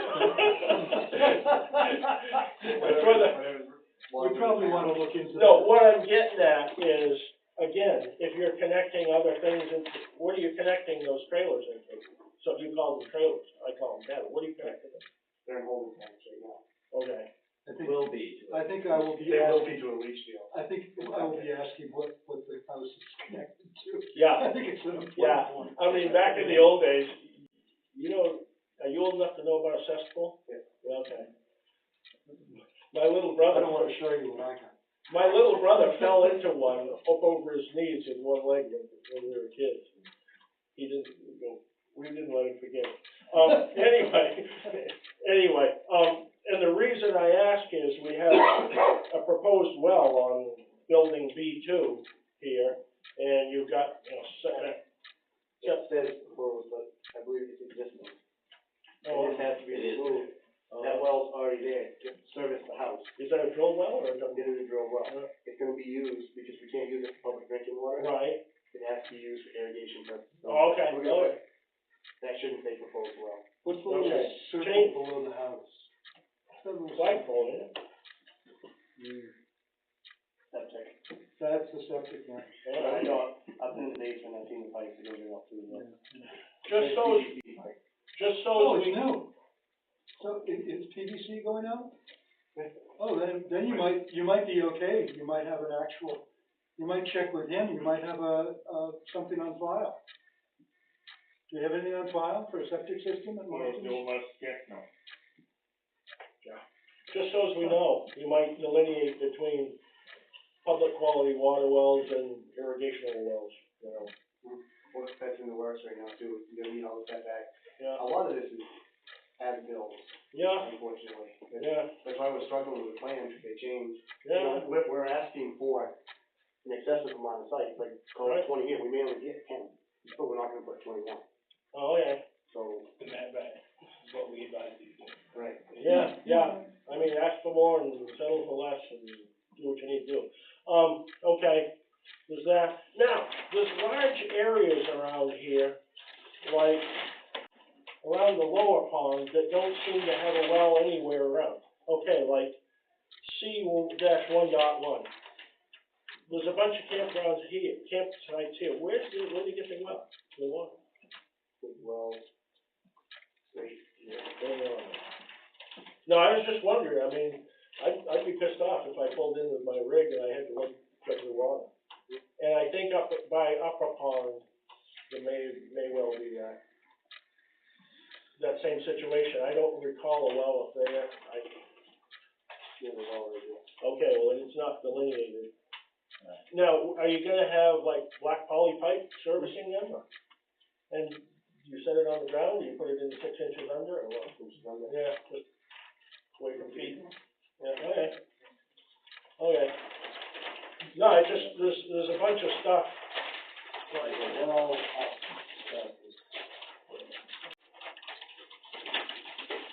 yeah, you got one here, and it serves a bunch of stuff. I assume the tent sites, they'll probably have just a faucet, and you walk with your jug, or is there gonna be water in each tent? There's gonna be a localized one down here, the tin sites are remote camping. So it's like a neighborhood faucet. Okay, and, I got another question here, if you don't mind. yeah, Excuse me. So every campsite has to have 5,000 square feet.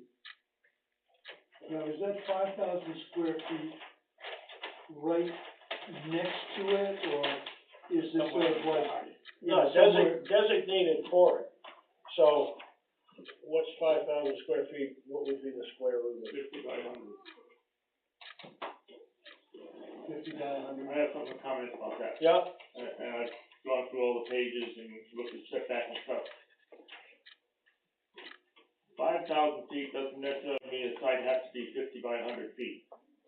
What it's indicating is the density of gathering of sites. yeah, For instance, an acre is 43,000 plus square feet. yeah, If you have 5,000 feet, divide 8 to that 5,000, you can get 8 campsites in an acre. yeah, yeah. That's basically what it means. Yeah. Now, if you look on page, C 1.0, Yeah, there's an area where there's a circle of campsites in between. I took the average diameter and figured out it's 54,700 plus square feet. okay, They have, 15 sites there, divided by 5,000, you can only set 11 in there. So that's, it's density, not carving out a 5,000 square foot plot for. That's not what it says. It says that each site shall contain a minimum of 5,000 square feet. To me, that means per site. a square would be It has to 70 by contain 70. Oh, You can't Oh, build okay. it. You can make the shape of the land any shape to contain 5,000 feet, squeeze them all in, but, Well, you in can, the you can't. end, You could have a spaghetti lot, I suppose. you're talking density, gathering population. Right, and I had read it as density, so basically we're taking up 28.7 acres of this land with, 250 sites. I think that, And that's exclusive of. I think the intent of that is so this doesn't look like a little third world ghetto, and here I am in my pup tent, and the other guy over there burps and wakes me up, you know. That sounds like an important question. Well, it also makes for a quality camping experience. That's for sure. Some of these areas are site congested, there are some people that like that, they come in groups of 5, and they wanna be lined right up. We have that, we have the wilderness, we have everything. We're Well, gonna try to cater to everybody. you gotta be 5,000 square feet per site. And like I said, it can be at any shape, so hypothetically say you're talking about this site right here. Yeah, It could be 20 by 20 with a 1 foot path, over here, that's. I think that's stretching it. But I mean, I can see us calling this a spaghetti lot, but when you're getting a 1 foot path, you know, that's not the intention. I was being a little. Yeah, I know. Could we approach it, like Wes was saying, and kind of have a neighborhood approach? This part is reserved so many residential areas. It's a legal question. Yeah. And again, So, yeah, you got spaghetti lots here. like this one, it could be a triangle and make this one narrow one. So you can plot it out so it's 5,000 feet each. Yeah, you do that on the inside too. But now here we can only set 11 in this area, not Just 15, ain't low enough. so that the density went up. Okay, another thing about setback, and I learned this, I was dealing with the old York County campsite last week. Oh, yeah. And they now call it, the Cornish Hideaway Campsite, or something like that. And a state agency, the camping agency was down there. Setback, particularly with the water. Right. They have to be 100 feet back.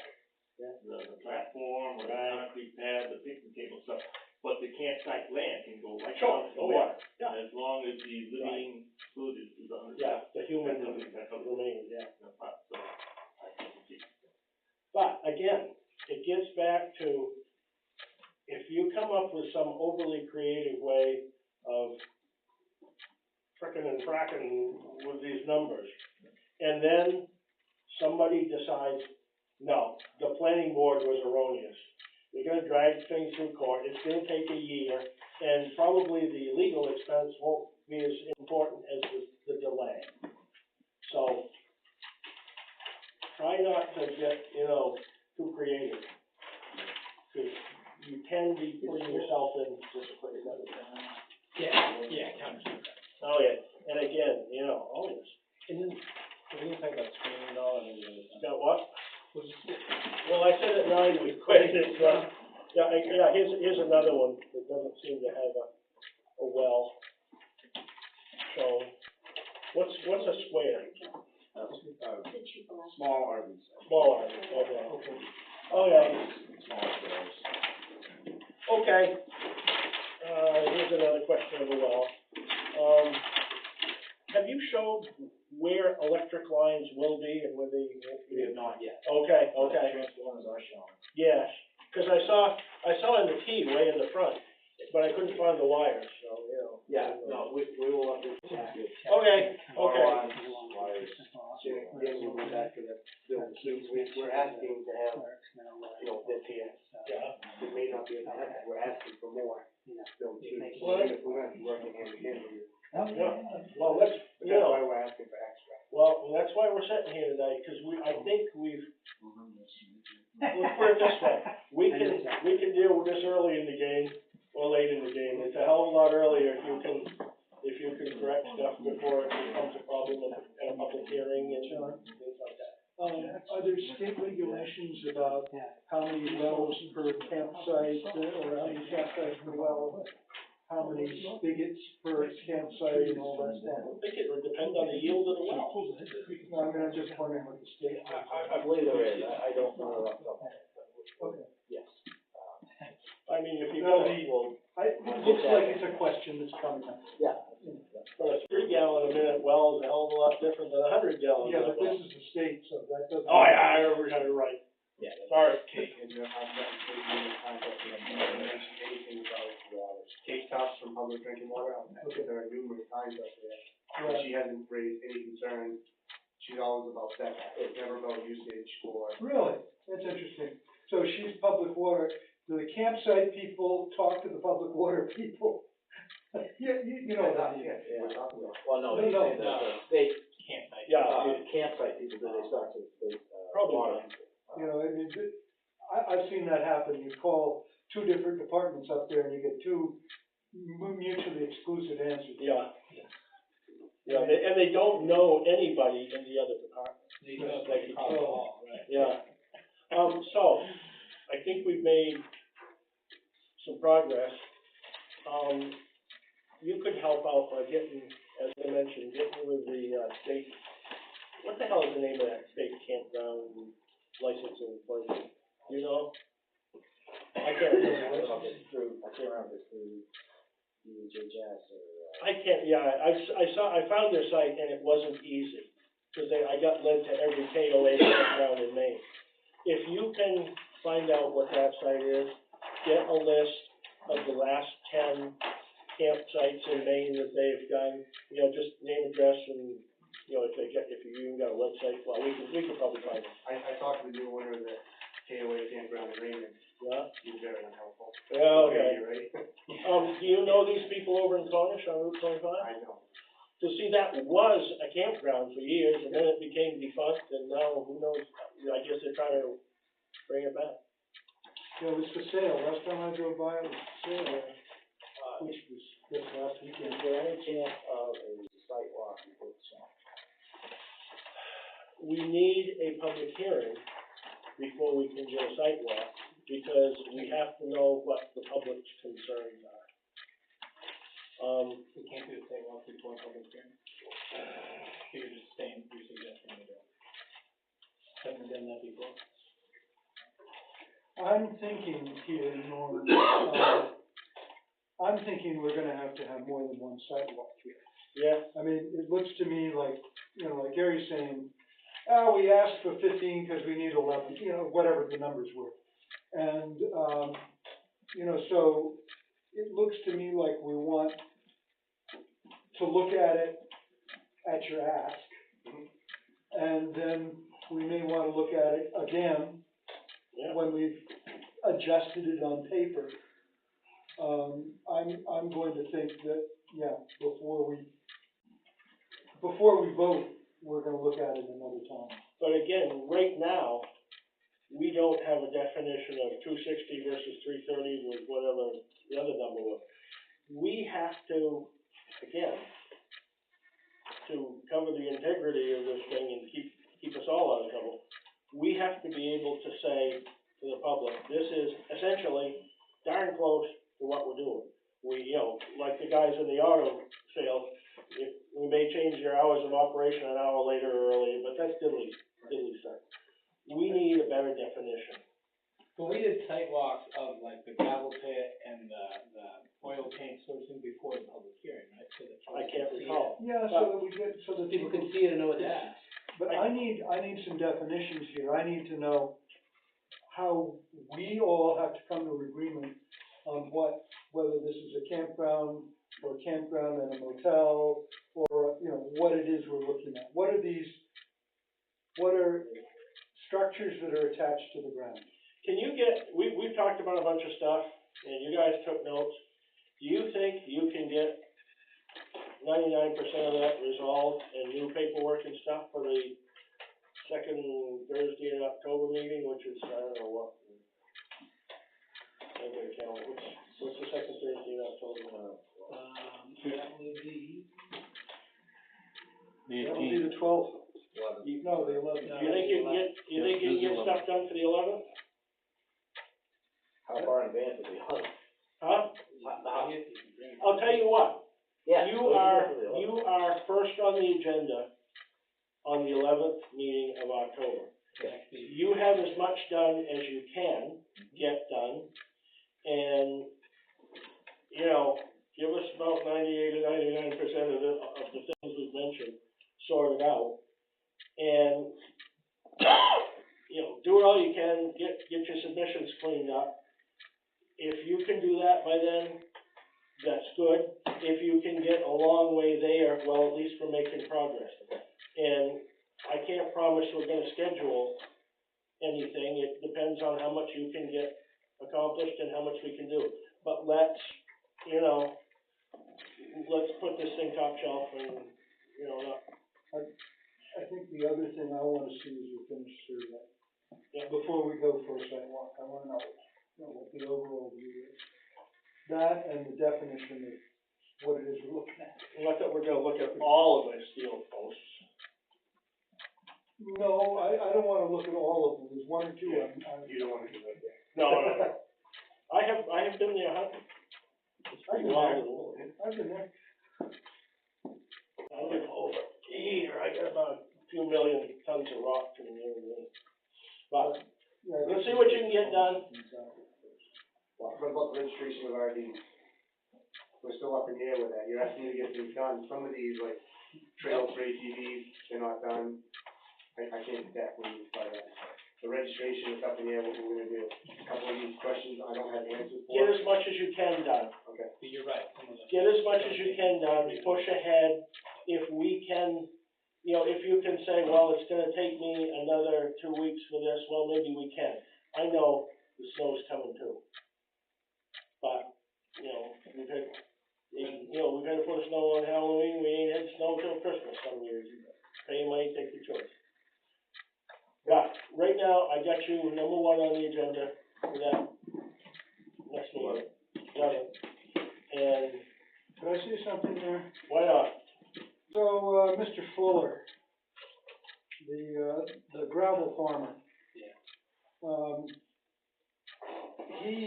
If we deal with him, we probably will deal with him about half an hour. And we gotta figure out a way to accommodate him, because I can't see him, because this is gonna be another long meeting. You know, dealing with these guys. Okay, you willing to be second, thank you, Gary. Well, he's tabled from this. From before, he's But just trying to get he his was supposed to have been things here. lined up. No, I told him he didn't have to come to every meeting. But we've slapped Gary around, because he's told us he was gonna come, and then he didn't come, so No, we, fair's fair. He said he was Okay. not gonna come till he had his Okay. study done. So you could have at least called up and said, hey, I ain't gonna make it. I told him he They're didn't need fine to with if that. he skipped. No, okay, okay. I would wanna sit behind this if I had a half an hour approval. Why not? Can I make a Don't motion you, to adjourn? don't you But find I that wanna second charge motion? him for extra time. What, Gary, did you have? No, Oh, you got my motion. Okay, I've heard a motion to adjourn, is there a second? The motion is not debatable, all those in favor, we're adjourned. Thank you, gentlemen. Thank you.